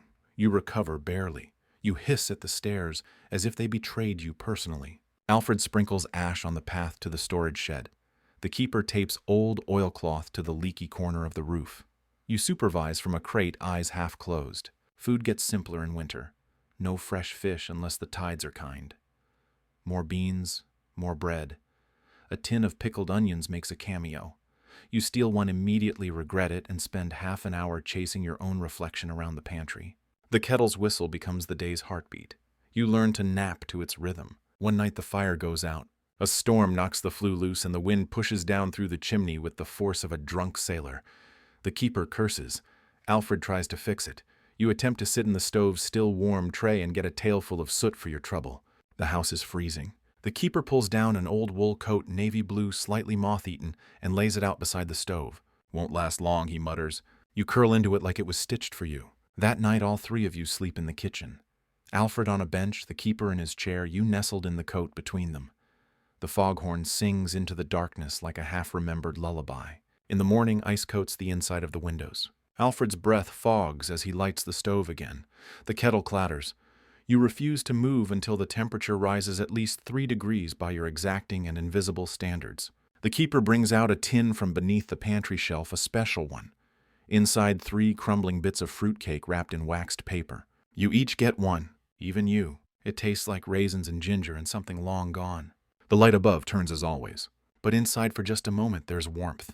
You lean your head against the keeper's boot, purring so faintly he might not hear it. But you know he does. There's a sound you've come to recognize, low, almost inaudible, like the sea holding its breath. It rolls in with the ice fog. You're curled on the windowsill, breath fogging the glass when you hear it. Not the wind, not the gulls, not the distant clink of mooring chains. It's heavier than all that. A creaking, a groaning, the unmistakable wooden complaint of a hull drifting too close to shore. You hop down and pad to the door. Alfred's already there, bundled in his coat, binoculars around his neck. The keeper joins him, slower blanket still draped over his shoulders. "Another one?" Alfred asks. The keeper doesn't reply. Just lifts his own binoculars, adjusts the focus. The fog is thick, so dense it feels like you could bite it. But out there, beyond the jagged teeth of the reef, something moves. A ship, or at least the ghost of one. Mainstream historical fact: ice fog was a winter phenomenon in coastal Cornwall caused by freezing sea spray mixing with cold air. Visibility could drop to mere meters. In these conditions, even experienced captains could find themselves hopelessly disoriented. Fringe tidbit. There's a tale from 1901 of a ship spotted moving silently through fog 3 nights in a row. No registration, no signal, and no sign of crew. Locals dubbed it the White Widow. It was never officially logged. Scholarly debate. Maritime researchers remain divided on so-called phantom ships. While some dismiss the sightings as optical illusions or mirages, others suggest they were real vessels using stealth to smuggle goods under cover of poor visibility, and that lighthouse keepers bound by silence often looked the other way. Back at your lighthouse, the shape gets closer. It's not running lights. It makes no sound. The foghorn cries out, but there's no reply. The keeper lowers his binoculars. No flag, no smoke. Could be a derelict. Could be her again, Alfred murmurs. You step outside. The cold bites instantly. Your paws sink slightly into frost-hardened grass. The cliff edge looms, and below it the ship drifts slowly, eerily. No sails. No motion on deck. The keeper doesn't speak. Neither do you. Eventually, the ship passes behind the next bluff, swallowed again by the fog. No impact, no wreck. Just gone. Back inside, Alfred writes in the log. Ice fog. Unidentified vessel. Possibly uncrewed. Cat witnessed. You leap onto the table, tail twitching. The keeper pours tea, hands shaking slightly. That was the 3rd time he says at last. Same hull, same ghost. You stare at him. He doesn't elaborate. That night, you dream of the ship. But in the dream, it isn't drifting, it's waiting. And when you board, there are no crew. Just crates full of broken mirrors. And all of them show you with a lantern in your mouth. You wake curled in your chair, paws cold. The stove is lit, but the fog still presses at the glass, whispering. You move to the windowsill. It's still out there. You can't see it, but you feel it.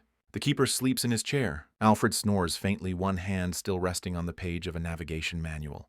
The foghorn lets out a low, lonely moan. You close your eyes. If the ship returns tomorrow, you'll be ready. Not because you can stop it, but because you always watch. And that's what lighthouse cats do. You nearly drowned today. It starts with a herring. Alfred, in a moment of rare generosity or perhaps guilt after stepping on your tail, tosses one from the morning supply crate out onto the rocks. You chase it, of course, because it's shiny, and because the winter fog has cleared and the sun is out, and your instincts sharpened, an ancient scream mine. You leap. The rock is slicker than it looks. You skid. You slide. And then you're airborne. Mainstream historical fact. The rocks below Cornish lighthouses were treacherous, often coated in seaweed, algae, or spray. Lighthouse keepers were trained never to descend them alone. Cats, of course, received no such instruction. Fringe tidbit. A journal from 1905 mentions a lighthouse cat named Tibby who fell from the jetty pursuing an eel. Tibby survived, swam ashore, and refused to eat eel ever again. Scholarly debate. Animal behaviorists have long wondered about the survival instincts of cats in coastal environments. While most domestic cats hate water, several lighthouses recorded cats who regularly swam short distances voluntarily or otherwise. Whether this was desperation, adaptation, or sheer feline stubbornness remains debated. You hit the water hard. It's not just cold, it's violence. Icy salt surges into your ears, your nose, your lungs. Your limbs flail. The sky disappears. For a heartbeat, all is silence and white noise. Then the surface. You break through, gasping, paddling frantically toward the nearest rock. Your claws find slippery barnacle. You heave. You drag yourself up, coughing, soaked to the bone. Your tail drips. Your pride is shattered. From above, a shout. Alfred's face appears over the edge of the cliff, pale with panic. She's down there, she fell. The keeper appears seconds later, grim, but not frantic. He disappears from view, then reappears at the bottom of the cliff path, arms open. You are already limping toward him, ears flat. He wraps you in his coat, no scolding, just warmth. "Idiot girl," he says softly, rubbing your head. Back inside, Alfred bundles you in a towel that smells like soap and fog. He sits beside you while the keeper stokes the fire. "You're lucky," he says. "That water's unforgiving." You stare at him. "I know." For the rest of the day, you stay curled on your chair. The stove pops and crackles. The kettle hisses. Alfred reads aloud from a tide chart, his voice low and steady. Outside, the sea rolls like nothing happened. But you remember the slickness of rock, the betrayal of gravity, the shock of the cold. That night, the keeper adds a single sentence to the log. "Cat fell in, rescued, has now claimed the blanket indefinitely." You're still damp, but alive. You've lost one of your 9 lives. But you wear it like a badge, because now you know something you didn't before. The sea doesn't care about you. But someone here does. The sea is oddly calm the next day. Too calm. You've seen the ocean in all its moods, frothing, furious, wind-tossed, even drowsy. But this is something different. It lies flat and slick like a pane of gray glass. Not a ripple, not a wave. Even the gulls seem uncertain, circling silently, wings wide and unflapping. The keeper stares out the window with narrowed eyes, steam curling from his mug. Alfred calls it beautiful. The keeper mutters it's unnatural. You trust the keeper's instincts. His barometer doesn't move, but the skin around his eyes tightens the way it does before a storm or bad news. You head up to the lantern room. From here, the world looks paused. The sea stretches in every direction, endless, eerie. You crouch low behind a gearbox and stare. Far out on the water, just beyond the reach of the light's sweep, something moves. A ship, or what's left of one. Mainstream historical fact wrecks were a frequent sight along the Cornish coast, especially after storms. Sometimes vessels simply drifted back out to sea, partially submerged and abandoned. They would float for days empty, half-eaten by the tide before grounding somewhere else or vanishing entirely. Fringe tidbit A 1903 Lighthouse Journal describes a schooner that reappeared 4 years after it sank, half its hull intact, its bell still attached, though its nameplate was missing. The keeper dubbed it the Echo Ship. No one could explain how it had resurfaced. Scholarly debate. Some maritime archaeologists argue that the phenomenon of ghost ships in historical records stems from confusion caused by derelicts adrift for weeks.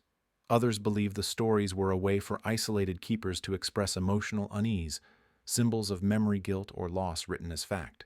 You call out with a short chirp, no response. The wreck is close enough now to make out its shape, long wooden masts gone, cabin doors swinging in slow rhythm with the tide. And no crew, no flag, not even gulls. Just that awful silence. The keeper climbs up slowly. He sees it, freezes. "That's her," he says. Alfred follows a moment later, binoculars clutched in damp fingers. "It's the same one, isn't it?" The keeper doesn't nod, doesn't blink. You turn away from the glass. Downstairs, the logbook lies open on the kitchen table. The last page ends mid-sentence. Sighting number 2 confirmed. Same hull profile, still no. A gust of wind, sudden, powerful, rattles the shutters. A lantern hanging by the door swings wildly, creaking on its hook. You all flinch. Alfred rushes to secure it.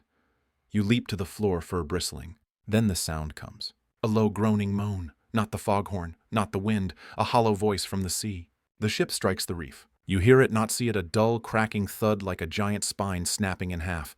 No explosion, no cries, just one long, echoing splinter. By the time you reach the cliff's edge, the ship is gone. Where it struck, only flotsam remains, a broken plank, a floating shoe, nothing more. The sea begins to stir again. Ripples spread. Gulls return, crying faintly. The light resumes its rhythm like nothing happened. Alfred throws up his hands. "That's impossible. It just disappeared." The keeper says nothing. He just turns and walks inside. You follow. That night, no one plays the phonograph. No one touches the stew. The stove burns low. Alfred writes in his private notebook, not the logbook. You curl into the keeper's coat, and for the first time, he pulls it around you like a blanket. Outside, the sea resets. But you saw it. You all did. Whatever that ship was, it came for something, and left with nothing. There's something in the air. Not a scent exactly. More like a rumor carried on the wind, threaded through the rustling of maps and the long pause the keeper takes before answering Alfred's question. It begins with a letter. You're on the table pretending not to watch as the keeper breaks the wax seal with his thumb. The paper is stiff, folded tightly. It crackles when opened. He reads it in silence, then again slower, then folds it back into thirds and places it carefully into his jacket pocket. He doesn't say a word. But later, as he oils the hinges of the lantern room hatch, he hums a tune you've never heard before. Slow, almost mournful. Alfred notices, too. What was in the letter? The keeper replies with his favorite sentence. None of your business. Mainstream historical fact. As early as 1900, lighthouse decommissioning began in remote British outposts, especially where steamship lanes changed or new navigation technologies made certain lights obsolete. Land's End, while still essential, had its own discussions of downsizing by 1906. Fringe tidbit. In some areas, when a lighthouse was rumored to be closing, locals would tie red string or cloth scraps to the fence posts in protest, a practice possibly borrowed from older Celtic traditions of marking sacred spaces. Scholarly debate. Historians still debate whether early closures were made purely for economic reasons, or if decisions were swayed by the rise of wireless signals and radio beacons. Some claim Trinity House underestimated the psychological impact on keepers suddenly removed from their isolated but deeply rooted routines. At lunch, the keeper says they're talking about shutting this place down. The room stills. Alfred looks up. What? Won't happen soon. Might not happen at all. But the talk's real. A second light's going up on the mainland. They say it'll be stronger, better angle, cheaper to maintain. You leap down from the windowsill and sit beside the stove. Your tail flicks once. The keeper doesn't meet anyone's eyes. Don't start acting sentimental. Nothing's changed yet. But it has. The light still turns. The gulls still scream. The routine continues. But now there's an echo in every sound. A question behind every familiar step. For how much longer? That night, Alfred sneaks a look at the folded letter when the keeper is asleep. You're the only one who sees him do it. He doesn't open it. He just presses his fingers to the folded edge, then slides it back into the coat pocket. You follow him up the stairs. He stands in the lantern room, staring out at the horizon as if it might answer. You leap onto the ledge beside him. He sighs. Where would you go if they shut it down? He whispers. You don't move. You think the sea'll miss us? The wind presses against the glass like breath on a mirror. Downstairs, the keeper coughs in his sleep. Alfred returns to bed. You stay. In the quiet spin of the lens, you hear it all. The ticking of the end. The steady march of change. And somewhere deep inside you, a curl of fear. Not for the storms. Not for the ghosts. But for a world that forgets its watchers. Packing starts quietly. The keeper doesn't say it's time. He doesn't make a speech or call a meeting. He just takes down the tin mug that hangs by the stove and wipes it clean with a dish rag. Then he sets it on the table upside down. You watch from your chair. The next item is the oilskin coat, the one you've curled inside through more storms than you can count. He shakes it out, folds it with care, and lays it flat atop a wooden crate. A stack of logbooks follows. Then the battered kettle. Then finally his slippers.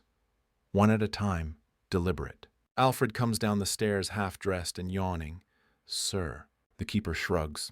They gave the date, next full moon. You flick your tail. Mainstream historical fact.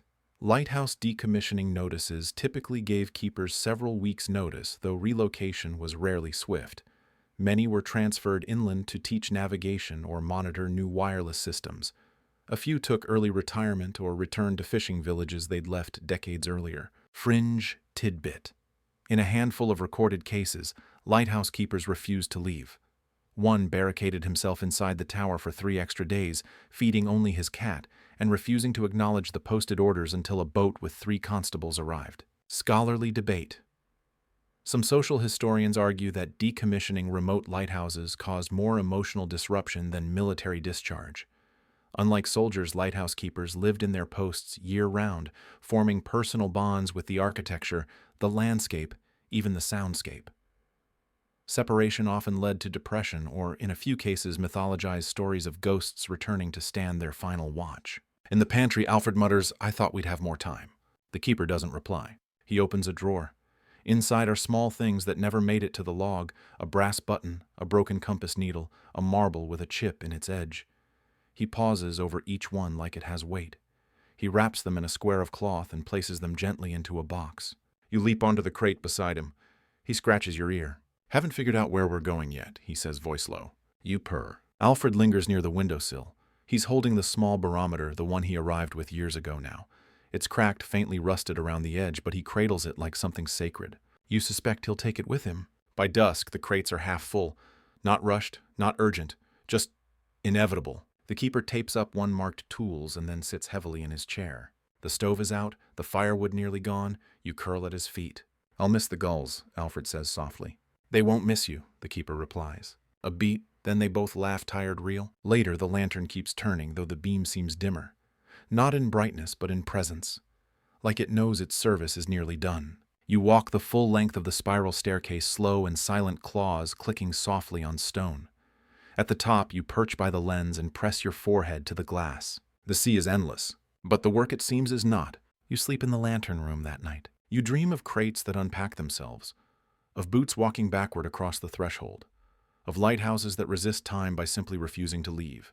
You wake before dawn. Downstairs, the packing continues, but some things you know won't fit in a box, like the scent of the kitchen after rain, like the exact creak of the pantry hinge, like the corner stair where your claws always catch. You'll carry those things, even if no one else does. The train doesn't sound like the sea. It huffs, it groans, it complains at every bend of the track. The rhythm is all wrong, too metallic, too fast. No salt on the air, no wind through gorse, just soot, steam, the smell of strangers and wool. You're tucked inside a wool bag with a slit for breathing nestled between the keeper's boots under the bench seat. You could leap out at any moment, but you don't. Not yet. Alfred sits opposite, clutching the barometer to his chest like a life preserver. His face is pale and pinched eyes flicking nervously at the passing blur of hedgerows beyond the window. The keeper rests with one hand on the bag, not petting you, not holding you, just there. You let him. Mainstream historical fact. Railway lines in Edwardian England expanded rapidly into rural regions, allowing government agencies, including Trinity House, to transport personnel and equipment more efficiently. But it also marked the first time many lighthouse keepers left their posts by train, an emotional and disorienting experience for those who'd rarely left their towers. Fringe tidbit. There's a 1907 report of a lighthouse cat who, upon being packed into a train for reassignment, escaped its crate. Mid-journey, terrified a luggage handler and rode the rest of the trip in the engine cab. The conductor wrote in his log, "Feline refused ticket, accepted bacon." Scholarly debate.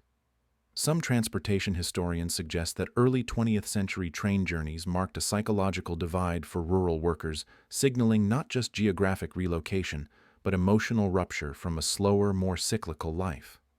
For keepers, the rail line wasn't a bridge, it was a boundary. You peer out through the breathing slit. The land is wrong. It's green and golden and full of fences. You see cows, laundry, trees that lean away from the wind, not into it. Nothing smells like brine. You shift in the bag. The keeper murmurs something low-tired. You press your nose to his boot in response. The station arrives suddenly. A whistle, a lurch. You're carried down the platform like cargo. The bag swings gently with each step. Then sunlight. Not the clean, sharp sunlight of the coast. This is inland light. Warmer, slower. The air is thick with hay-coal smoke and the distant chime of a church bell. The new home is small. A cottage barely wider than the lantern room. Brick walls, ivy-covered fence, a path that leads not to the sea but to a vegetable patch and a bench beneath a pear tree. You're let out of the bag, slowly pause first, and set gently on the floor. You sniff. You blink. You take one cautious step forward. The kitchen smells wrong. No salt, no oil, just bread and jam and a faint ghost of lavender. There's no tower here, no spiral stairs, no foghorn, but there is a new chair, wide, worn, clearly waiting. You jump onto it. It creaks exactly once. The keeper sets a kettle on the stove. Alfred opens the windows. A breeze brings in the sound of a distant sheep. You miss the gulls already, but you stay. Because when the kettle whistles, it sounds not like the sea, but like memory. And the blanket they place over your back smells like rust and salt and rope and home. You curl into it. You dream that night not of lanterns or waves or the endless gray. You dream of crates unpacking, of stairs uncoiling like ribbon, of gulls making nests in unfamiliar trees, of a house that remembers the sea even here miles from shore. You are a cat without a lighthouse, but you are not without a domain. The cottage is quieter than the tower ever was. It creaks, less sighs more. The walls are lower, the windows wider. The wind no longer howls, it rustles, nudges, lifts the curtains gently, as if to remind you it still exists even here. You explore on your own terms. First, the windowsills sunlit and broad, often occupied by sleepy houseflies and the occasional speck of dust. Next, the hearth dormant for now, but promising. You sniff every corner, every rug, every leg of every chair. Then, finally, the pantry no longer packed with oil tins and emergency sardines, but jars of pickled onions and a peculiar loaf of raisin bread Alfred has already half destroyed. You approve of some of it, other parts will have to change. Mainstream historical fact. Retired lighthouse keepers were often offered small pensions and relocated to inland homes, typically close to market towns or relatives. Many struggled with the transition from isolation to neighborly routine. Their cats, unsurprisingly, often adapted faster, especially if food was consistent. Fringe tidbit. One former keeper's cat reportedly took to patrolling the nearby fields as if they were a new coastline, scratching tall grass instead of kelp and hissing at cows instead of gulls. It became known locally as the Land Lighthouse. Scholarly debate. Rural sociologists argue that relocation of isolated workers, keepers, shepherds, boundary wardens often resulted in a slow internal collapse of identity, but where humans lost routine, animals sometimes gained territory. For them, change was not an erasure. It was a redrawing of the map. Your new map includes the garden. It is fenced in, roughly square, with a patch of thyme, a row of carrots, and a pear tree that drops small, sour fruit. You climb it on your first afternoon. Not because you want the view, it's pathetic compared to your cliffside perch, but because it is the highest thing here. You balance on a branch and stare toward the west. You cannot see the sea, but you can feel it. It pulls gently at your whiskers, an invisible tide moving beneath the land itself. Inside, the keeper sets a kettle to boil. He walks more slowly now, but his hands still know what to do with warmth. He places a thick woolen cushion on your favorite windowsill without a word.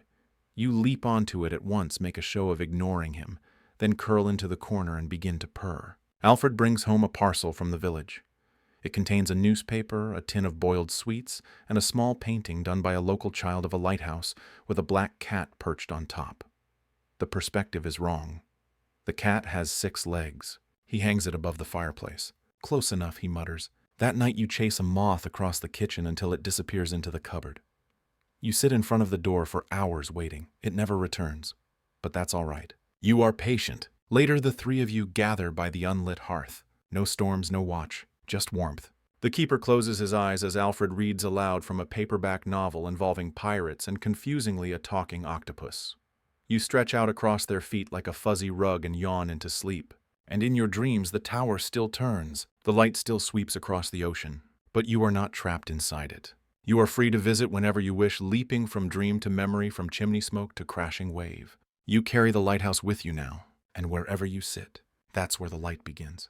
Visitors come in waves like tides. First, it's the postman, tall, cheery, and slightly frightened of you. He brings letters addressed to Mr. A. Tregarren Redded, and wants a parcel wrapped in oilskin. You glare at him from the windowsill each time. He starts leaving the letters in the garden gate latch to avoid your judgment. Then it's the grocer's boy who smells like cabbage and fear.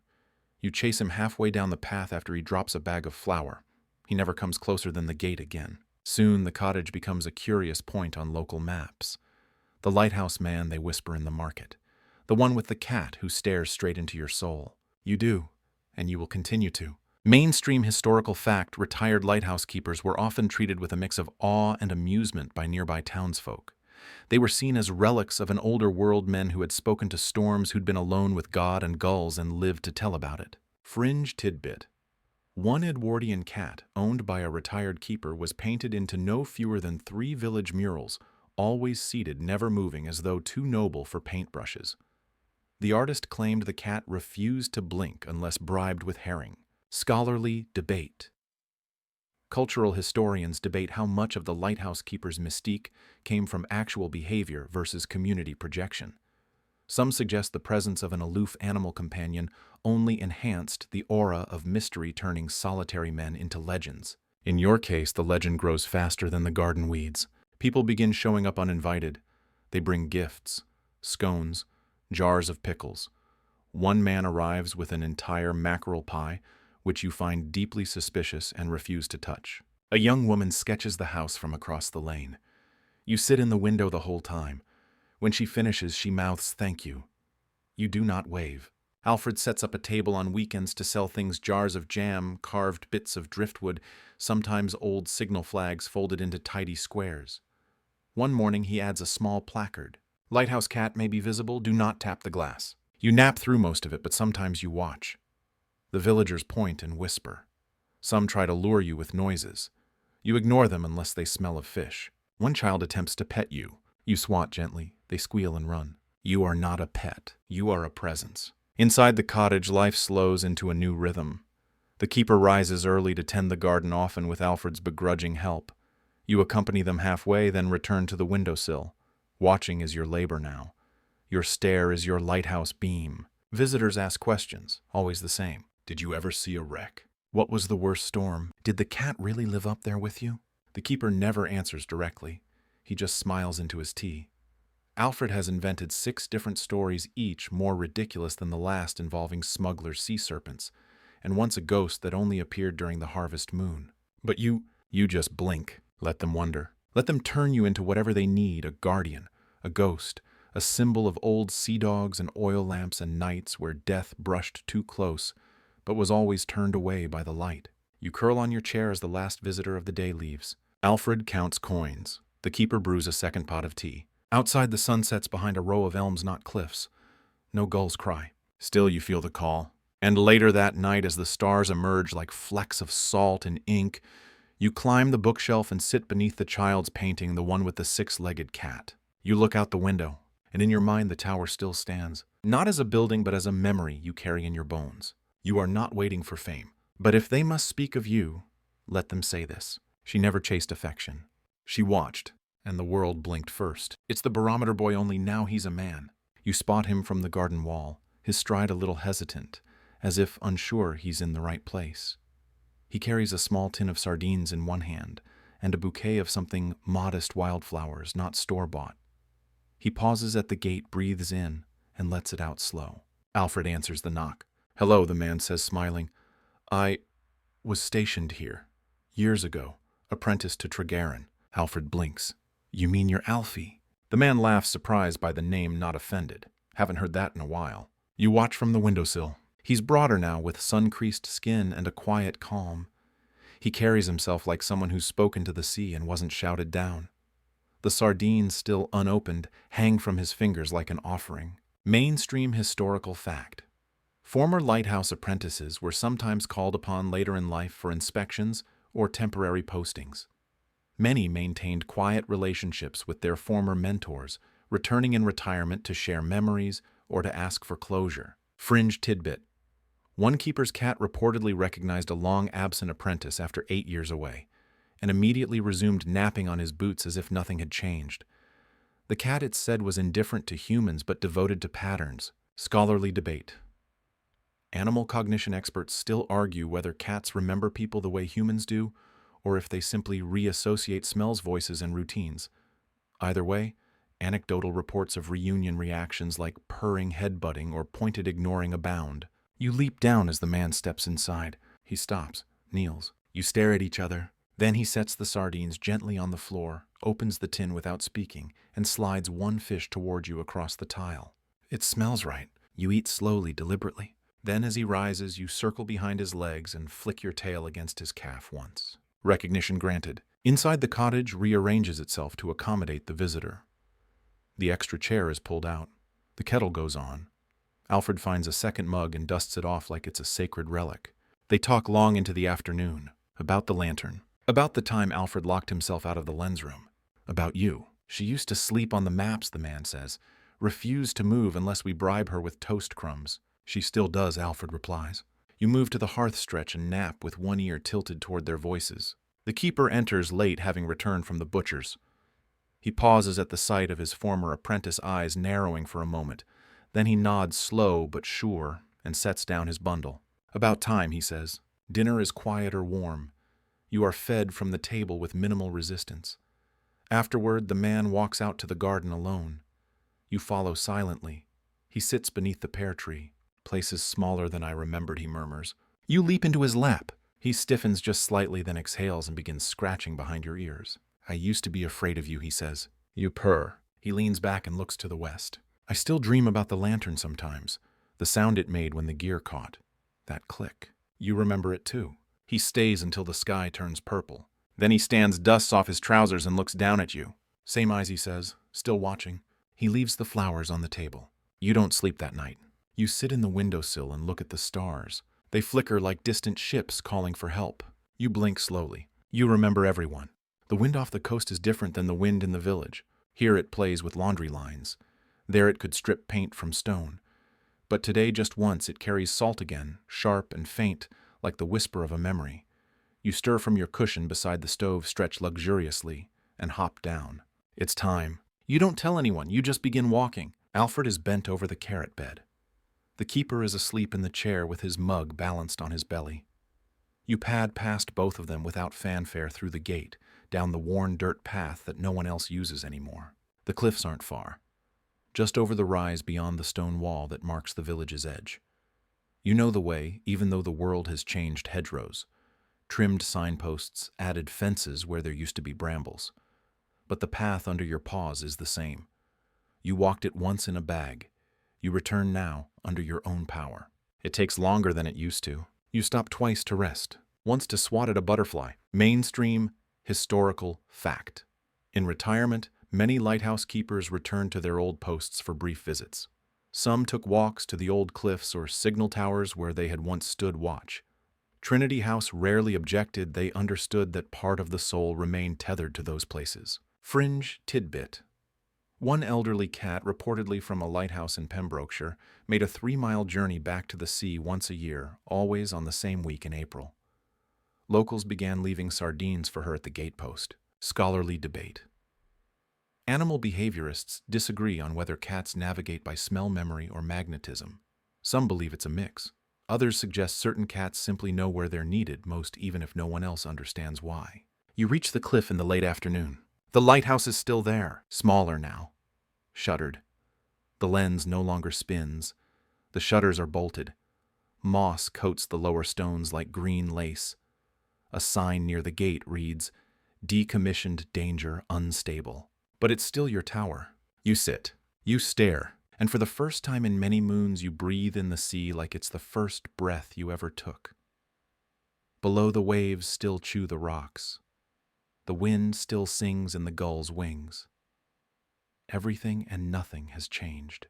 The air wraps around your fur. You curl into a crescent on the warm, flat stone just outside the door. The same stone where the keeper once sat, arms around his knees, telling you tales of ships and shadows. A gull lands nearby. It doesn't caw, just stares. You blink once slowly. Recognition. It blinks back. You doze. Lightly. The sun slides down the sky in golden slants. Somewhere behind you, a child's laughter echoes faintly from the trail above.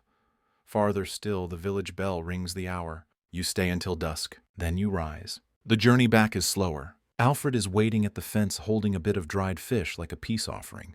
You accept it, but only after inspecting his shoes. Inside, the fire has been lit. The tea is steeping. The keeper doesn't ask where you've been, but when you curl into your cushion, he sets a hand lightly on your back. "Welcome home," he says. And it is, even if part of you still stands on the cliff watching. Even if some tiny slice of your soul will always be curled on that warm stone beside the great dark tower where the light once turned. And in your dreams tonight it spins again. The days roll by in a rhythm gentler than the tide. There are no more storms to outrun, no wrecks to watch, for no lantern to polish or foghorn to bellow into the teeth of the wind. The most urgent sound now is the soft whistle of the kettle or the occasional creak of the garden gate. You've traded the roar of the ocean for the ticking of the clock, and strangely you find it soothing. You wake later now. You walk slower, but your eyes, they never stop watching. The keeper has begun to nap more often, his hands sometimes trembling when lifting his mug. Alfred handles the firewood. The postman no longer flinches when he sees you. In fact, he brings fish scraps now wrapped in paper like tributes to a shrine. Your days are filled with sunbeams and warmth, the occasional dream of foam on rock and the soft brush of familiar voices drifting through the cottage walls. Mainstream historical fact. Elderly lighthouse keepers often suffered from lingering joint issues, hearing loss, or chest troubles due to years spent in cold, damp towers. Some outlived their apprentices, others faded quietly tucked in cottages, just like this one visited by the occasional curious reporter or schoolchild. Fringe tidbit. There are accounts of old lighthouse cats sleeping only facing west toward the sea as if waiting for something. One tale tells of a cat who on its last day walked from the village back to the cliffs and was never seen again. Scholarly debate. Some folklore scholars argue that cats in coastal regions inherited a mythic status, guardians of the in-between, walking the line between land and sea, waking and dreaming. Were they mere animals? Or were they in some sense the lighthouse keepers of memory itself? One morning the keeper rises later than usual. Alfred doesn't say anything. He just brings tea and leaves it beside the chair. You hop up beside the cup and press your nose to the keeper's wrist. Still warm. Still here. That afternoon, Alfred pulls out the old phonograph. He winds it gently and places the needle. The music crackles just like it used to, a sea shanty waltz, slow and steady. You leap onto the shelf beside it, tail twitching with each note. The house hums with memory. Outside, a young family walks by. Their child stops, peers through the gate, and sees you lounging in the sun. The child gasps, "Look, Mum, it's the lighthouse cat." You do not move. You've earned your legend. That evening, the three of you sit by the fire just as always. The keeper nods off, chin to chest. Alfred scratches your back, and as the wind moves softly through the trees, you feel something vast and gentle rising around you. A hush, a glow, a kind of twilight that doesn't mark the end, but simply the deep middle of forever. You close your eyes, and in the distance a light turns once more. So here we are, gently drifting toward the close of our journey. The waves have settled, the lantern has stopped spinning, and the old stone tower now rests quietly in memory like a seashell tucked into the folds of sleep. You, wrapped in your blanket or nestled beneath a night sky, carry the story now. Breathe slowly. You can still hear the rhythm of the sea if you listen carefully. Not with your ears, but somewhere deeper, where the hush of tides meets the hush of thought, where old stories whisper themselves back to you like dreams returning home. You've walked alongside a keeper and his cat. You've seen the fog roll in, felt the shudder of the cliffs beneath your paws, watched the lighthouse fade into ivy and myth. And still something remains lit. Some quiet beam of memory turns gently through the dark, making sure nothing is ever truly lost. Let that light keep turning for you. Let it watch the shadows so you don't have to. Let it hum you into sleep with the soft creak of ropes, the distant cry of gulls, the warmth of a cushion in the corner of a room no one's left for long. Rest now. The sea is calm, the cat is purring, and the night is watching over you.